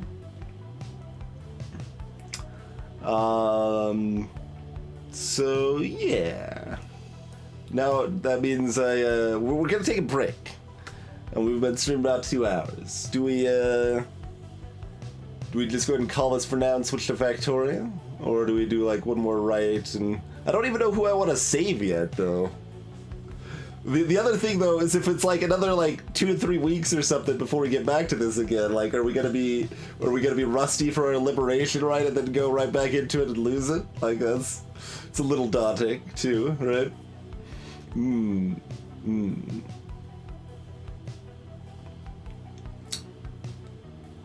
Yes, as a reader, I have a certain understanding of people, and I don't know, Tizo's emotive, so we can understand what they mean. All right, but who should we save now? Like Hedwin was a reasonably easy choice, but I don't know who we want to save now. I guess we can figure it out. Well, no, it'll depend, right? Who'll even let us select or whatever.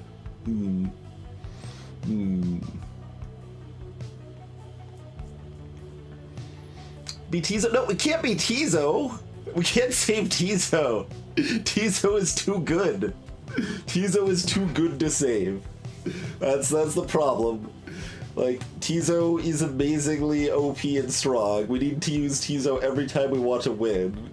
So we need to keep using Tizo to help everybody else win.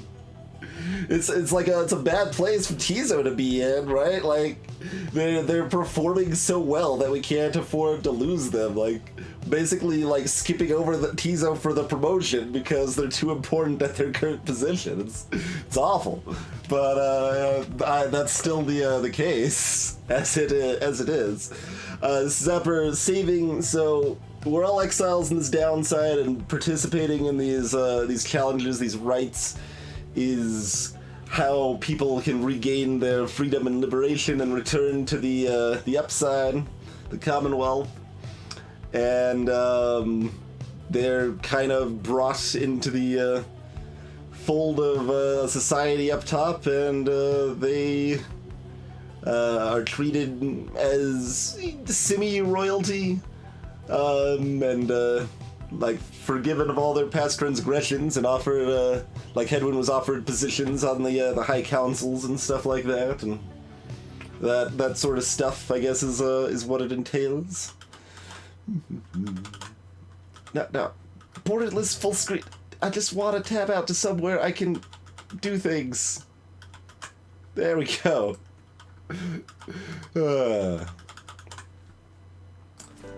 Okay. Yeah, so alright, we'll take a quick break here real quick, and then we'll do the liberation rite, and then roll into some Factorio. So, sounds good. Be back in just a couple minutes, folks. Well, I mean, we did get a message from Hedwyn Chthonic. It could be forged, but there's at least an indication that Hedwyn made it up there and things happened.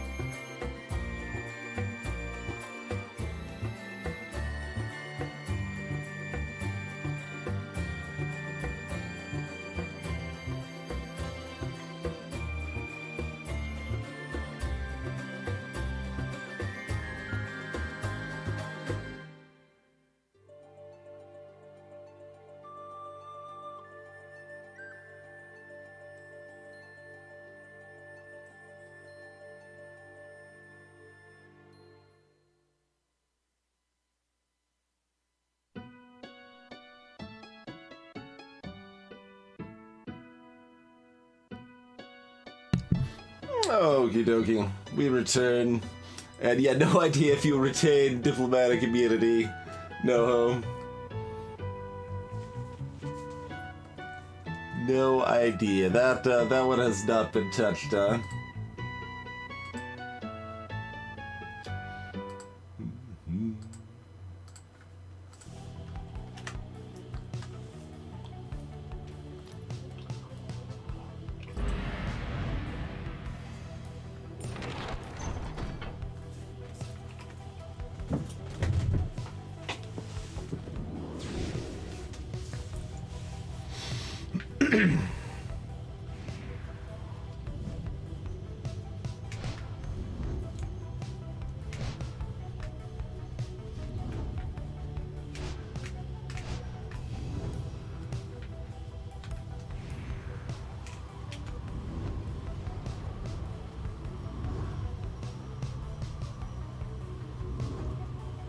So far away.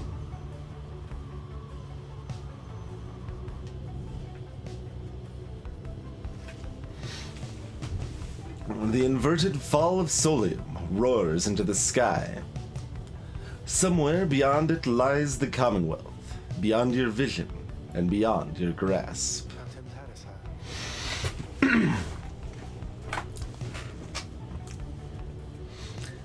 Your home is there somewhere, if I am not mistaken. Those who transcend the Shimmer Pool after a liberation rite, the fall shall send them on their way. I suppose that it would be unfair if we could simply fly.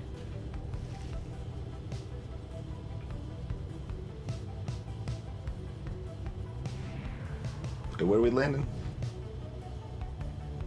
Over here. Alright. Rage shall gain favor from the scribes if you land here. Or Rookie gains favor from the scribes. Well, who are we using? We're using Tizo and someone we want to send home and Jody.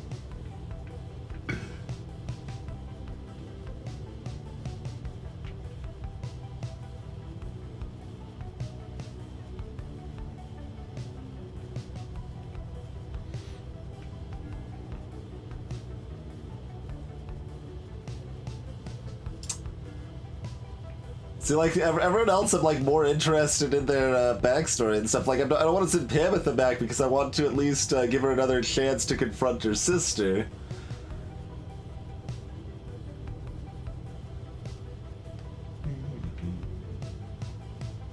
Clearly, we base it on who has the crappiest, like, legendary relic. So send, like, Rookie back, right?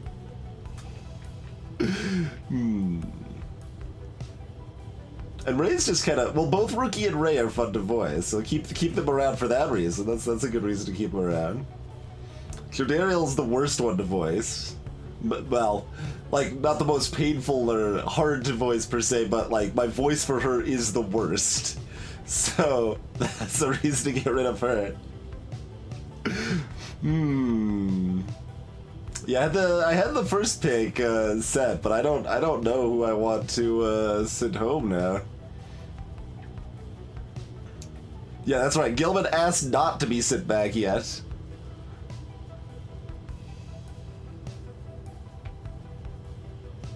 Well, he asked on the first time, to be fair, and we didn't send him on the first time. We can send him now.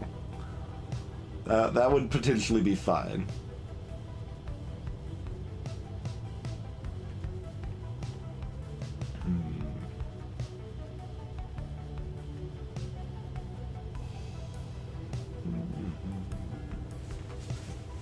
Alright, well, if I'm going to go with either Rookie or Ray, it'll be Rookie, so we'll go here. But that doesn't mean we've decided it's Rookie yet. You make landing on the sacred Mount Alodil, upon whose summit the next liberation rite shall soon take place. You wonder who among you may regain his or her freedom this time. I do. I was just wondering that very specifically. Volfred finds you after the post-flight inspection. We shall have to take the rest of the trip to Fall of Solium by land. May we soon liberate another of our own there. That should raise the chances that our plan shall ultimately succeed. The Beyonder Crystal seeks Pyre.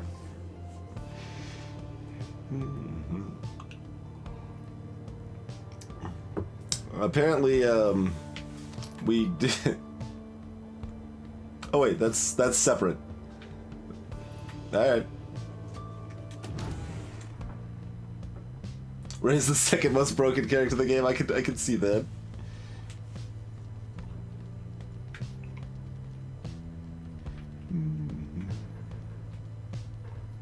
Sender status developing new trials. What brings you to me this time, my dear reader? You know, my lovely reader, I must admit that I did not expect your little followers to be quite so receptive to instruction as thus far they have proved. I know not whether they owe it all to you, or have somewhat more to them than I was first inclined to think. In any case, however, I am pleased that they are not entirely disgraceful. I like to keep my expectations well in check, seeing as I have been thus expelled until the end of time. So, it is pleasant when those expectations are exceeded, every now and then. Although, I cannot quite recall when last that was. But the best part of all this are the brief times in which you visit me in my domain. I know you cannot for long. This damned crystal in which I am enthralled shall see to that. Though, as you perhaps surmised, whenever it decides that one of your little friends is worthwhile enough, why, I can offer them a trial, and likewise I can offer you a chat. Sometimes I think, as you achieve those trials of mine, perhaps it does something to trim the length of my eternal banishment. Eternity being what it is, however, perhaps not. Still, if the trophies of those blasted scribes are worth something to you, then all you need is but to brave my trials, and they can be yours. And, perhaps, there's good in it for me as well. Then something changes in her, and she changes the subject. I've likely said too much. I am not to influence you in your use of the Beyonder crystal. It is not there to be tampered with by anyone, including me. Forget what I said.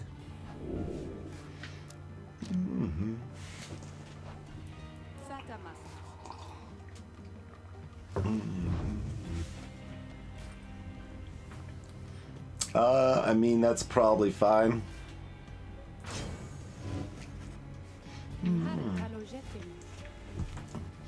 Oh, you mean that feisty harp? She may yet be taught some manners, I should think. I shall attempt to bring her down to size. Let us bring her forth. Soon Pameth arrives in heat of the summons. You called for me, reader darling? Ah, it's that crystal. Then, let's hash it out. I'm ready. She's the only person that hasn't been, like, completely confused by the whole thing. She apparently knows about the crystal and is ready to roll. Everyone else is like, what is going on? What is the meaning of this? I don't know what's happening.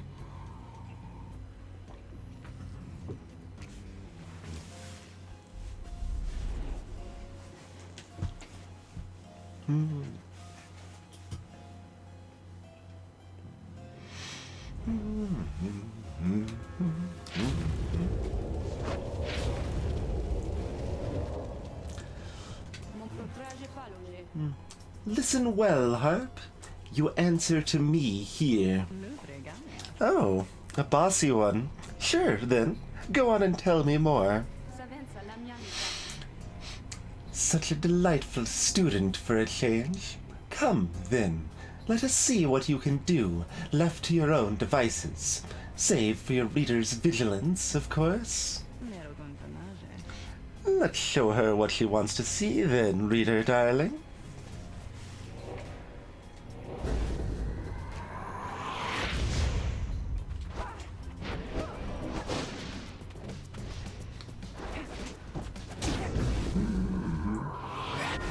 One of three.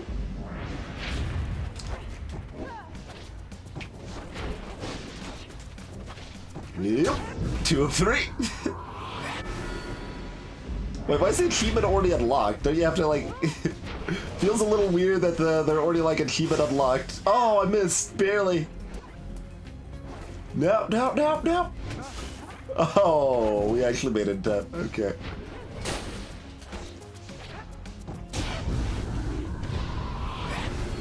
Still perfect.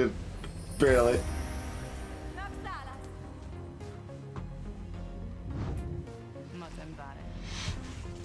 There, now. Is everybody happy? Oh, happy as can be, my doubtless pretty harp. So good of you to ask. On top of that, your performance was sufficient, and you passed my test. You have my congratulations, both to you and your lovely reader. Now be gone from here, before I have any second thoughts. Oh, that was a separate achievement. Sandra's favorite. We got one for, I guess, using Pamitha enough or something? I don't know. What do we got? My, that Sandra sure could use a massage or something. So angry, isn't she? Say, what's that you have there, darling? Triesta's Plume. When flying, after dousing the adversary's pyre, Pamitha may instantly return and deals +3. Okay. Okay. I could see using that. Certainly.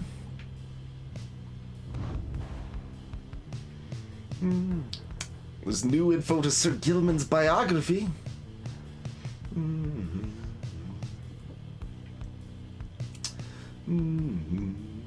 Oh yes, the spiral sanctum is where his regiment was destroyed in an ambush. Yeah. And he just volunteered to go into exile because that's just how it works, I guess. Exiled 3 years ago. We have a time on anyone else? Not applicable. Right. Yes. Unknown. Crime none. That's right. No, motive not applicable. Yup.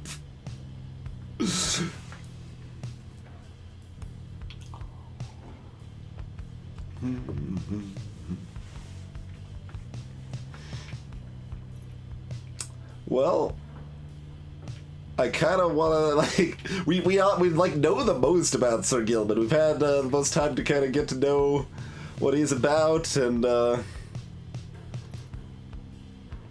think we're ready to roll with Gilman. That sounds pretty reasonable.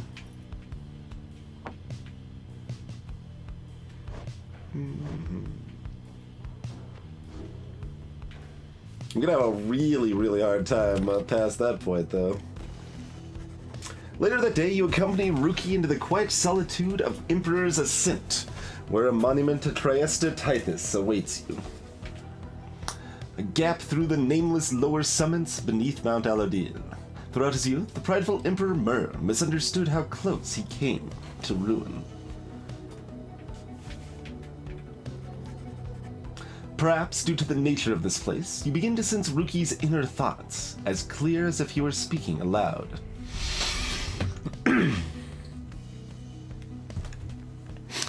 So, you scribes people, can you hear me okay? If you can, then do me a solid and let me get out of here already. My family can't do nothing without me, and they've been waiting for a while now. Soon you and he are finished paying your respects. I mean, Ruki wants out of here more than Gilman. You've returned to the wagon in silence, feeling as though Triesta has shown you favor. At dawn, you shall begin your ascent. For now, you have solitude.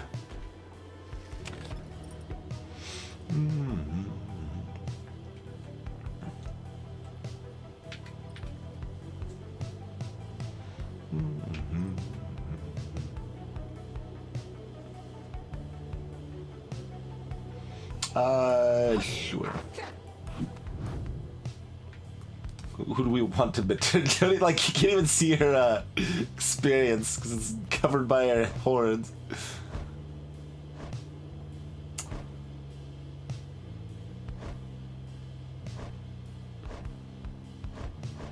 Like, there's some temptation to just do this on teaser. I'm trying to get him to 5. Does that do anything? I assume it does something. Yeah, you can get a, you can get a 4th mastery. Is that even anything we care that much about, though?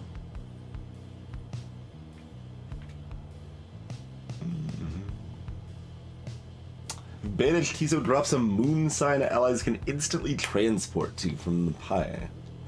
That's kind of weird. Well, we're seeing if we can get a second person free momentarily here, Indy. Greetings, Raven.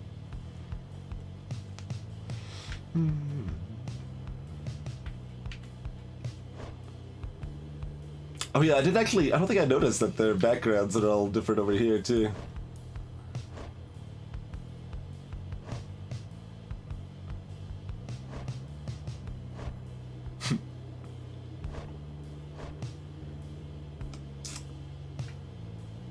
I chose mentor, then I'm like, I don't actually care about mentoring anybody.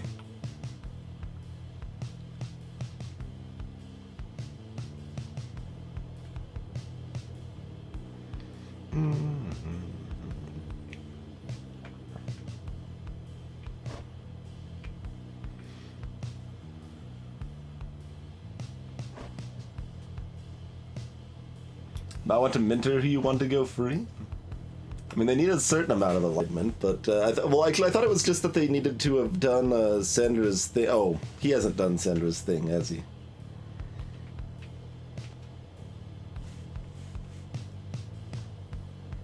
This will also level him up to be stronger. All right, Gilman. This knight shall be your eager protege. You sit down with Sir Gilman to go over some of the subtler aspects of the rite, such as the state of banishment and how to return from it. You sense he's beginning to understand.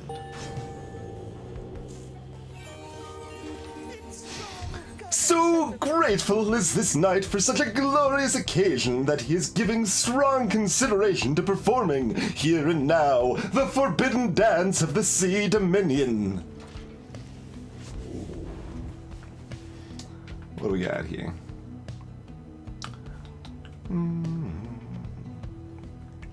When Sir Gilman's allies are banished, he moves faster than usual and temporarily has infinite stamina.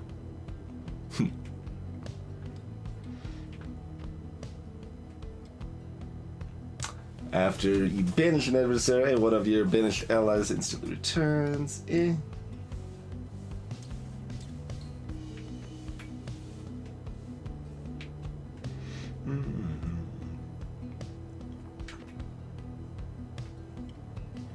I mean, we could try to bring a salute into there. Freezes all exiles for 3 seconds.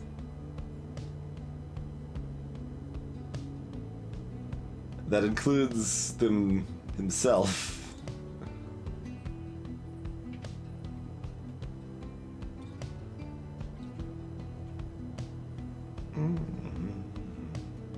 Like, his abilities are way less broken than some of these people's. He's got like a neat little slash thing I've barely had a chance to use.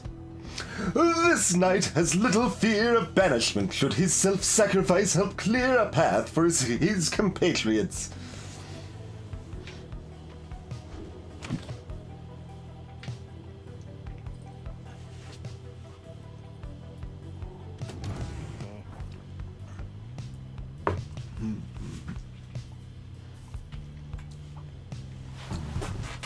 You find Ruki having just put back his Greentail family portrait. There's something of a wistful look in his eyes. Then something comes over him, and he moves in close, lowering his voice. Look, chum, I've got to level with you about something here real quick. Truth is that I haven't been entirely upfront with you about my family's situation. He hesitates a while, then... We ain't exactly quite as rich as I've been letting on. I mean, We do just fine, and we got lots of money stored away. It's just mostly locked up in savings bonds, and... He seems to catch himself in the middle of another tall tale and relents before you can respond, one way or another. The situation is my mom back on the other side. She needs a little bit of help, financially and otherwise. All she's got now are my knuckle-headed uncles to keep her steady. Always told her I'd make something of myself, you know? I was just a clerk in her shop. Things started getting tough for us, so I started looking for all kinds of different work. Got in with some unseemly sorts, I guess, but the pay was real good. We took to shipping certain types of stuff down here, of all places, flushing it straight down the river, watertight.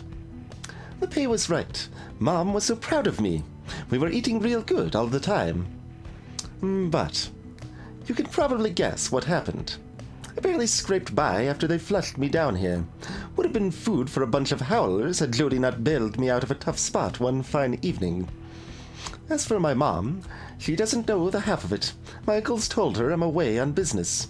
Not entirely untrue, I guess, but if she knew, it'd break her poor heart. So, don't know how else to put this, chum, but I want to get out of here. Get back to what I was doing back home. On the straight and narrow, though. I'd go straight this time, for sure. Just don't go telling everybody that old Rookie Greentail's just a mama's boy, okay? Got a certain reputation to uphold. He quickly scampers out the door. His past has been weighing heavily on him, but he since he was sincere about wishing to lead an honest life. I mean, to be honest, that doesn't sound like you're gonna get distracted. Like, everyone's getting up there and gonna get distracted from the plan. We've got a plan. We've got a plan. And, I think Hedwig, didn't, go join the council and try to have power, to use that power to ruin us, to ruin everything. And, Greentail's just gonna go be with his mom and not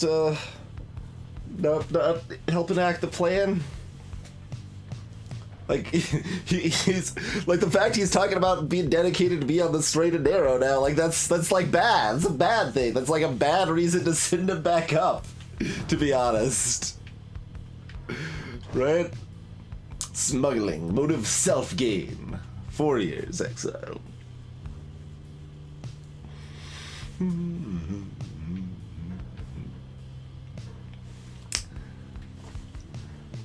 Trafficker.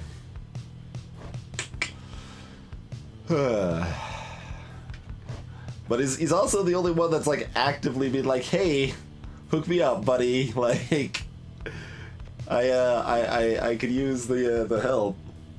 How's it going, Squig? Thanks for the host, sir. Greetings, Blind Umpire.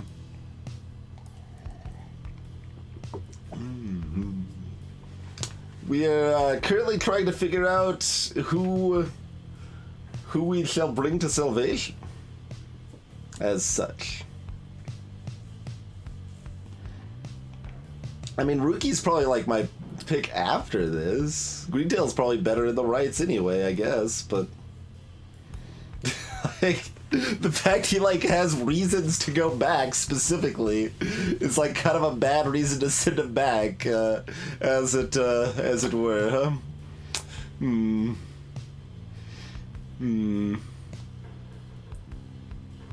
You cannot bring yourselves after, nope. Sure can't. Cheerio, Squigger.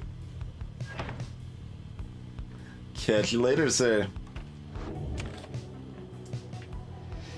Well, we're about to have to make a choice on that, huh?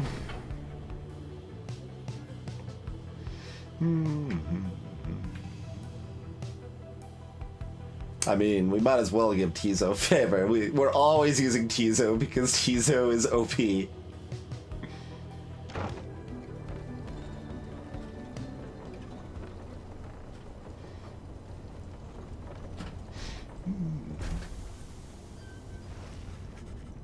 On the way to the summit, you passed a monument to Luz Glorian, and Tizo happens to take notice.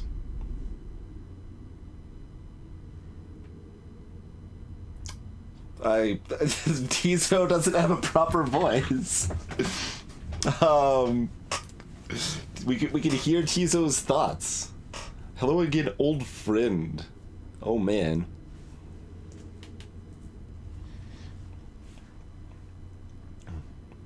Hello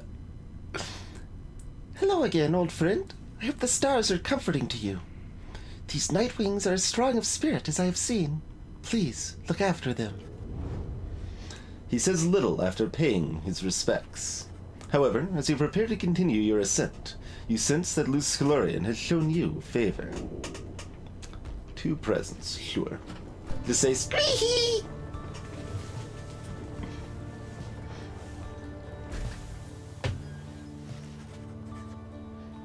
Yeah, forget if they actually explained any detail of why readers were unable to go back, but we can't. You and your companions gather once more at the Scribe's Gate, where a single narrow trail leads upward towards the summit, past an archway carved of stone. Come this way, please. The minstrel leads you towards the archway, where his counterpart awaits.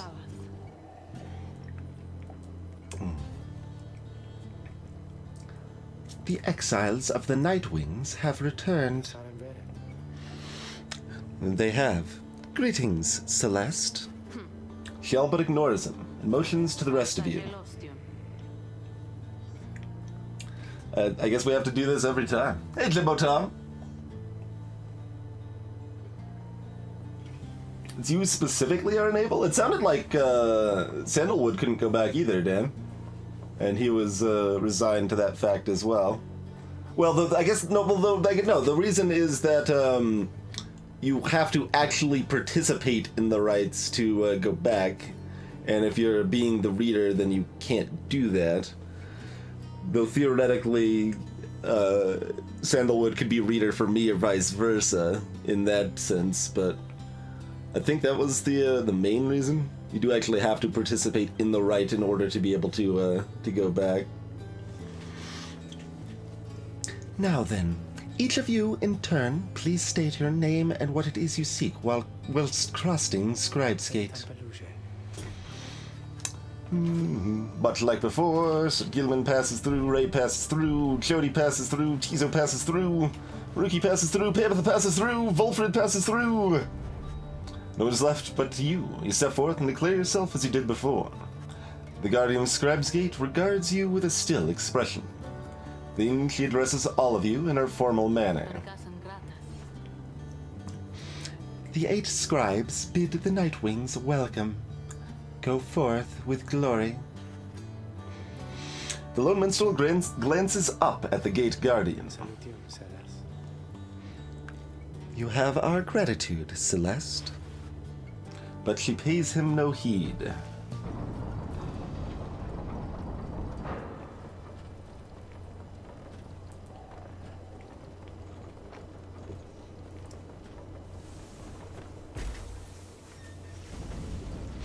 Again, you gain the top of Mount Alodil, from which the downside sprawls before you.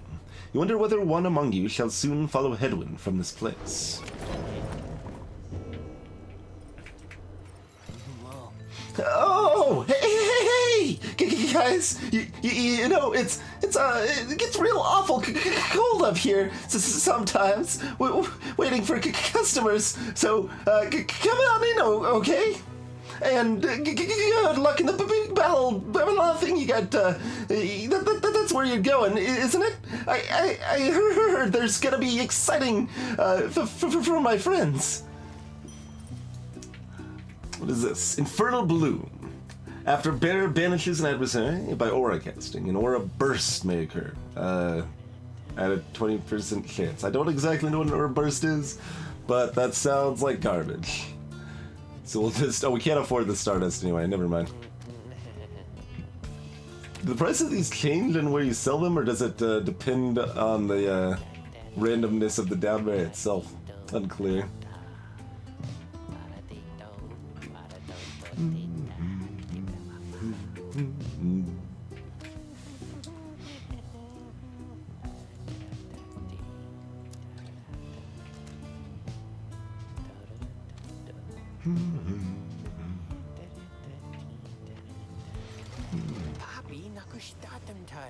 They didn't buy nothing, Dad.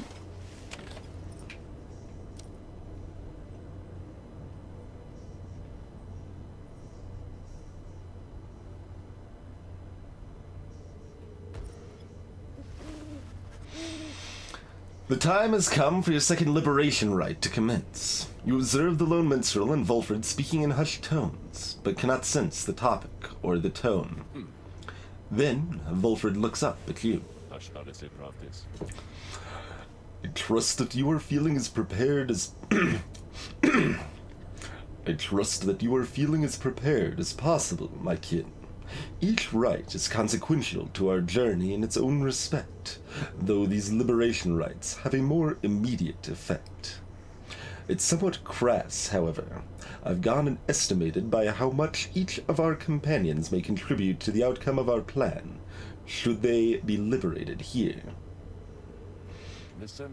Factors such as their previous occupation, innate tendency to lead, and oratory skill contributed to my assessment. It's nothing personal, for we are all in this together. Besides, we ought all to return in time, if possible. Know simply that, for each one of us who goes, in so doing, he or she shall raise our total chances of success. Man, we get to actually know how much they'll improve our odds, huh? Reader, this night you shall confront the withdrawn.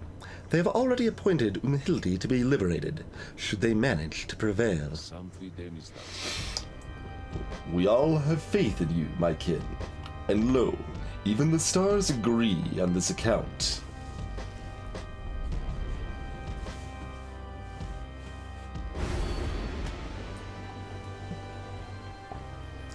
What is this one? Your adversary's Pyre automatically gains 30. That's 3% as well. Sungris.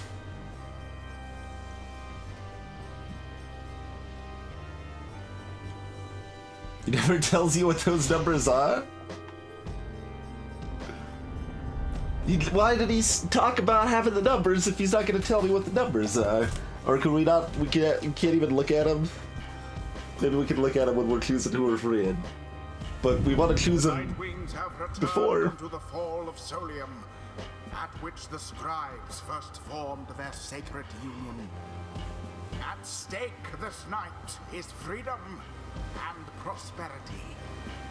But only for one exile who prevails in this liberation rite. Your many adversaries all did strive to earn this opportunity. 'Twas the withdrawn which earned it. Who shall be absolved is up to all of you.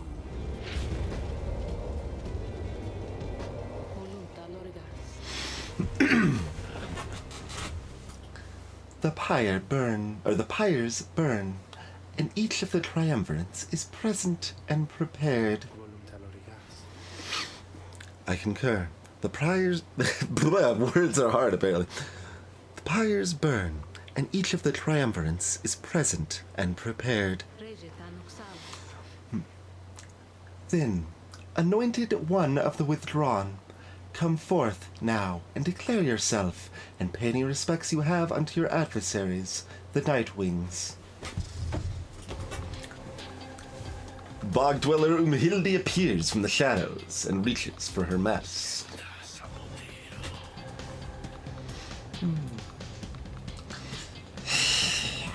We are known to be witch Umhildi, our adversaries. They are nothing to us, or the one we serve.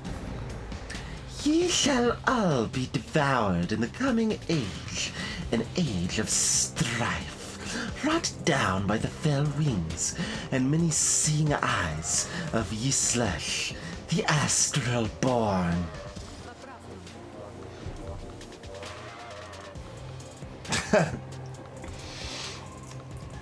You speak blasphemy upon the sacred site, Umhildi.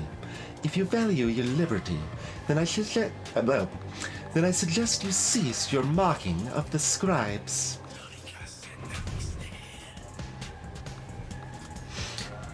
scribes, they failed to stop Yislash, and he shall rise again. As for ye Nightwings, ye are of no consequence in Yislash's grand design. She dons her mask once more. Soon we shall return unto the land which Yislash shall usurp, where we shall offer him our blood and that of many, many others. Greetings, Lord of the Onion Rings.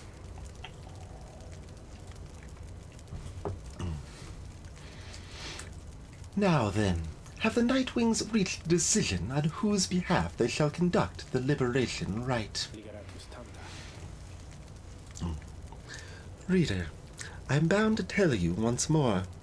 The first companion whom you choose shall go free this very night, if you prevail. Only the enlightened may thus be anointed. Not all among you may yet be ready. The other two chosen for the triumvirate shall lend their aid. Nightwings, make your decision. Hold on a moment. Would you set free? Gilman's not ready, dang it! We even trained him some more, Gilman's still not ready. Okay, I guess it's gotta be Rookie then. I could be Jody. I don't think it's Jody. I think it's Rookie, but they're gonna help Least on the other side. He's preoccupied with his familial obligations. Alright, Rookie.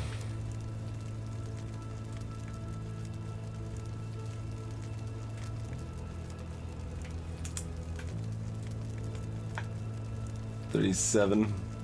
Like he's like 32 or something, I think, for Gilman.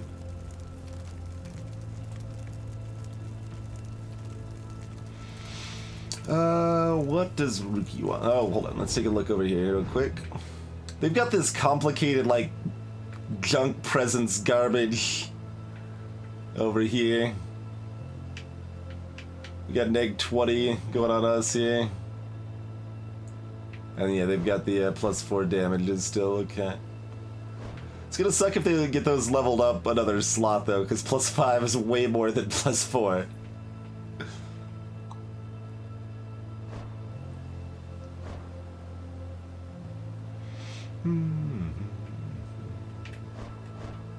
19 and 20 presents on all of them, but that's like deceptive because it's this weird bubble presence.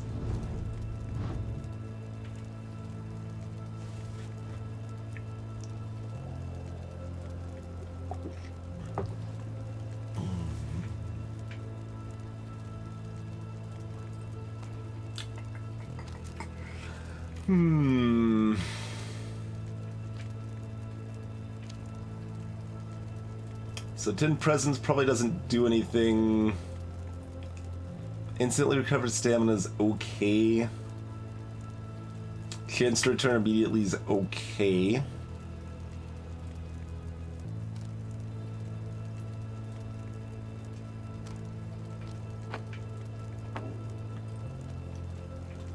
Alright, Rookie, I tried to not pick you, even though you asked nicely.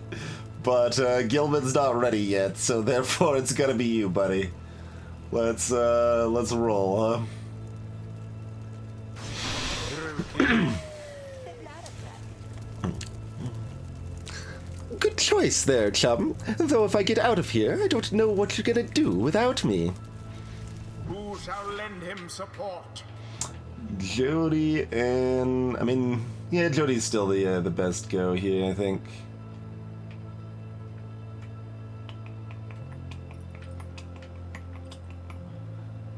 Moderate quickness or high presence? They were 20-ish, so even with their waviness, 25 should be enough to be fine there, I think. Let's do it, Jody.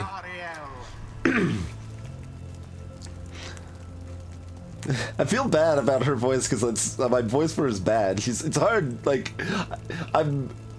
I don't have a huge range with female voices, and I can't do super deep voices very well to begin with, so it's a problematic voice. Understood. Let us return him home. And of course, Tizo, because we want to win. Tizo.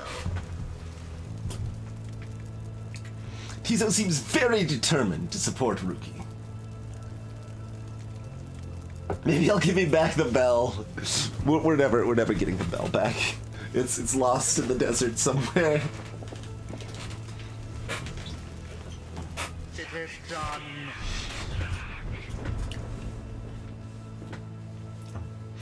Soon, Slash. Very soon, we shall release thee. We shall release thee. And as for ye Nightwings, we have much in store for ye.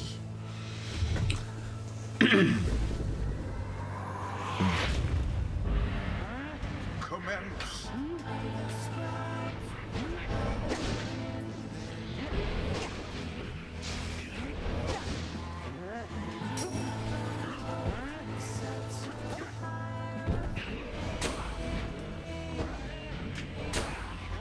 Oh my.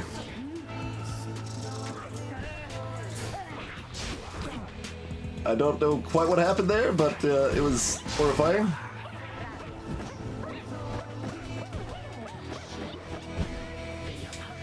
Oh, I tried to get greedy and they respawned on top of me. I didn't want to lose Tizo.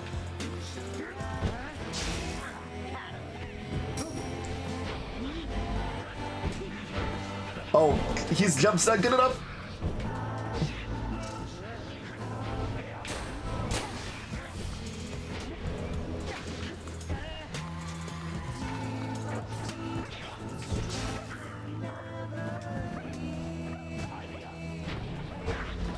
We got like an actual match going on here with this back and forth stuff, man. It's crazy.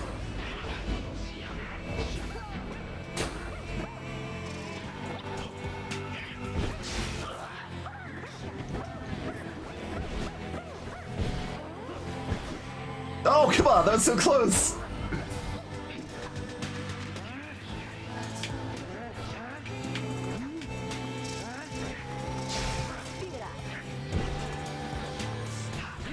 Oh, she got past. Nice moves. She got her stamina back faster than I would have expected there.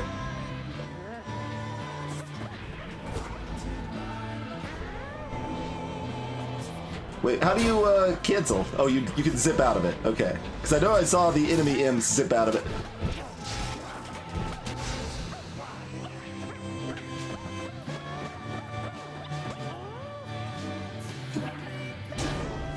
Okay. There we go, we keep them. Hey, Soppin!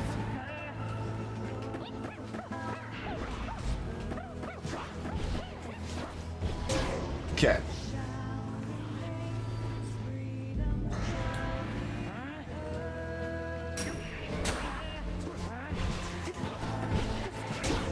Alright, nice quick one.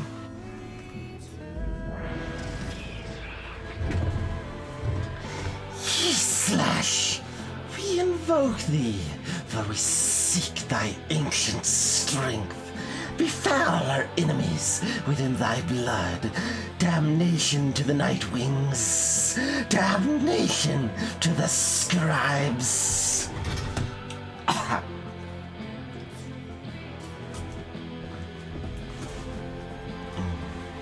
The invocation of Yslash.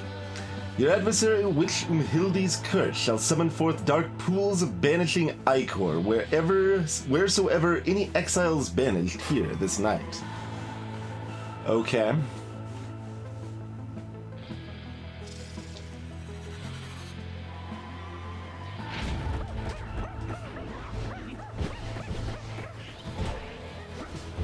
I mean, cool that you've got a curse and all, but we've got Tizo, so you do. On just once more. Oh, did not do that right.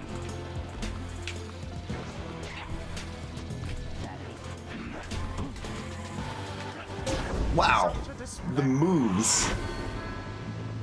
That's okay, we got Tizo back. Yes. That's all we need. All we need is Tizo. The Nightwings proved their worth. Of their adversaries, the same cannot be said. I mean, I guess you could say the Withdrawn The liberation right. are trying to overthrow the system. Thus, the scribes have chosen. The exile appointed by the Nightwings shall be free. By destroy everything. Of all misdeeds.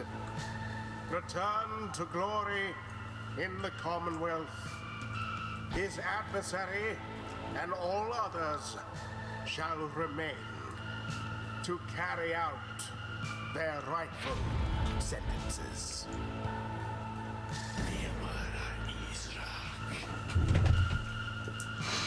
Know that this affront against Yislash has been recorded, and his vengeance shall darken the skies.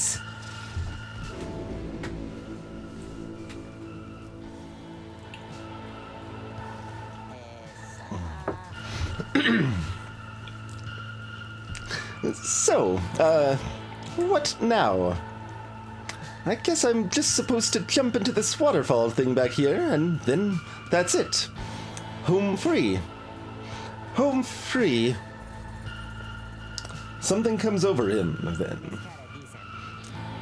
Now listen to me, chums. Don't any of you go thinking you're gonna miss me, yeah?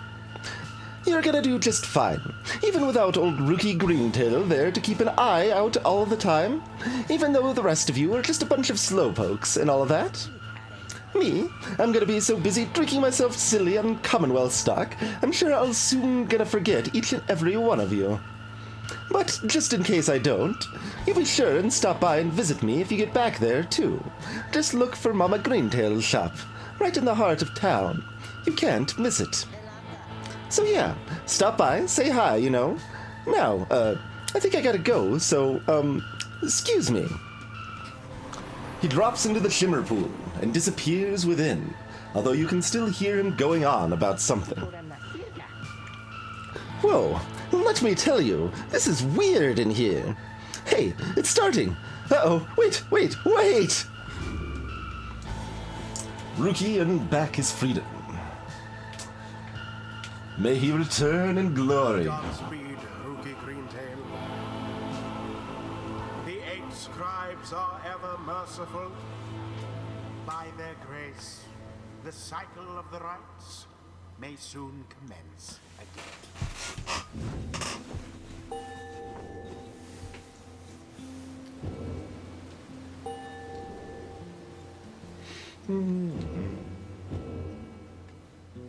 That is what they said last time, Noho.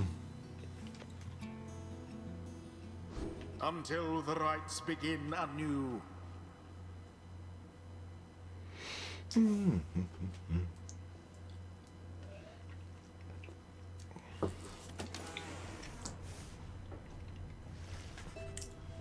You return to the wagon after having prevailed against the Withdrawn in the Liberation Rite.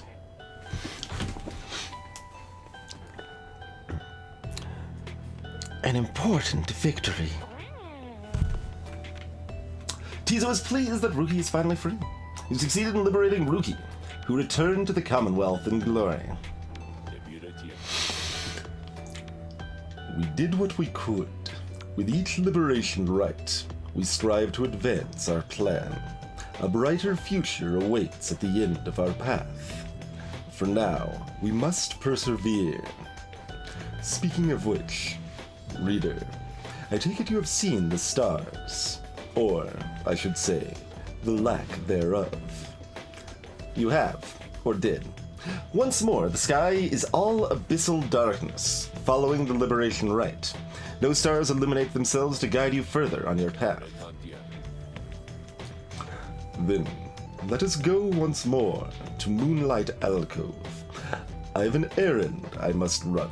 Besides, once we arrive, best we recover now and make our way southward at first light.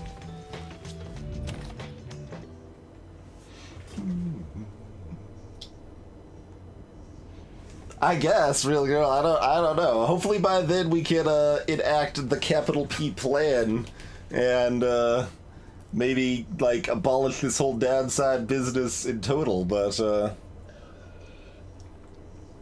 to be determined. I mean, maybe we can find other people, find another Kerr to replace Rookie's mask and go from there. Keep the cycle going. Gilman has words. I wanted to look at the plan and see if that only went up 6%.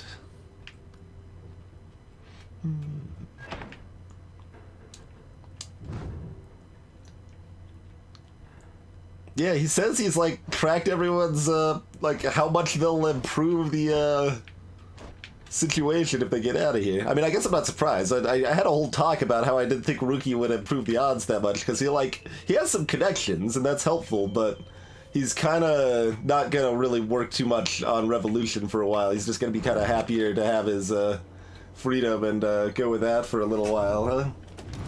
That's right. We just need a really big ladder.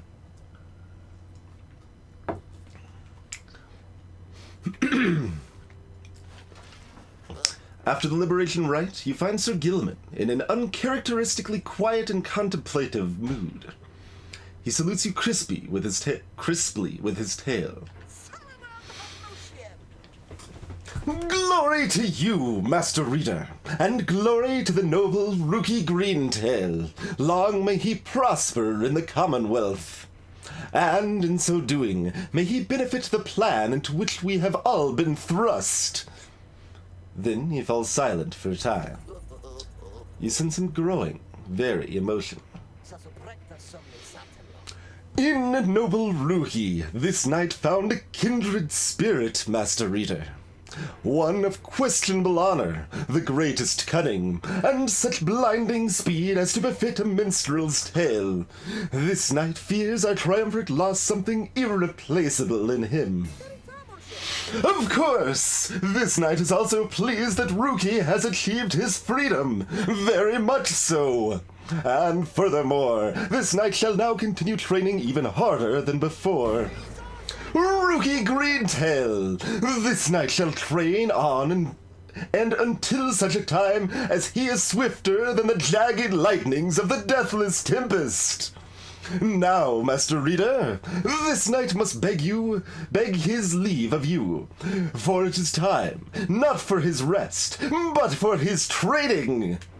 Know that he is very grateful for your wisdom and your guidance in these rites. Between yourself and Master Rookie, you have instilled within this knight an unshakable resolve. He bows low and bids you good evening. I need to turn on a fan now. It's like a workout voice of that guy, man. Okay.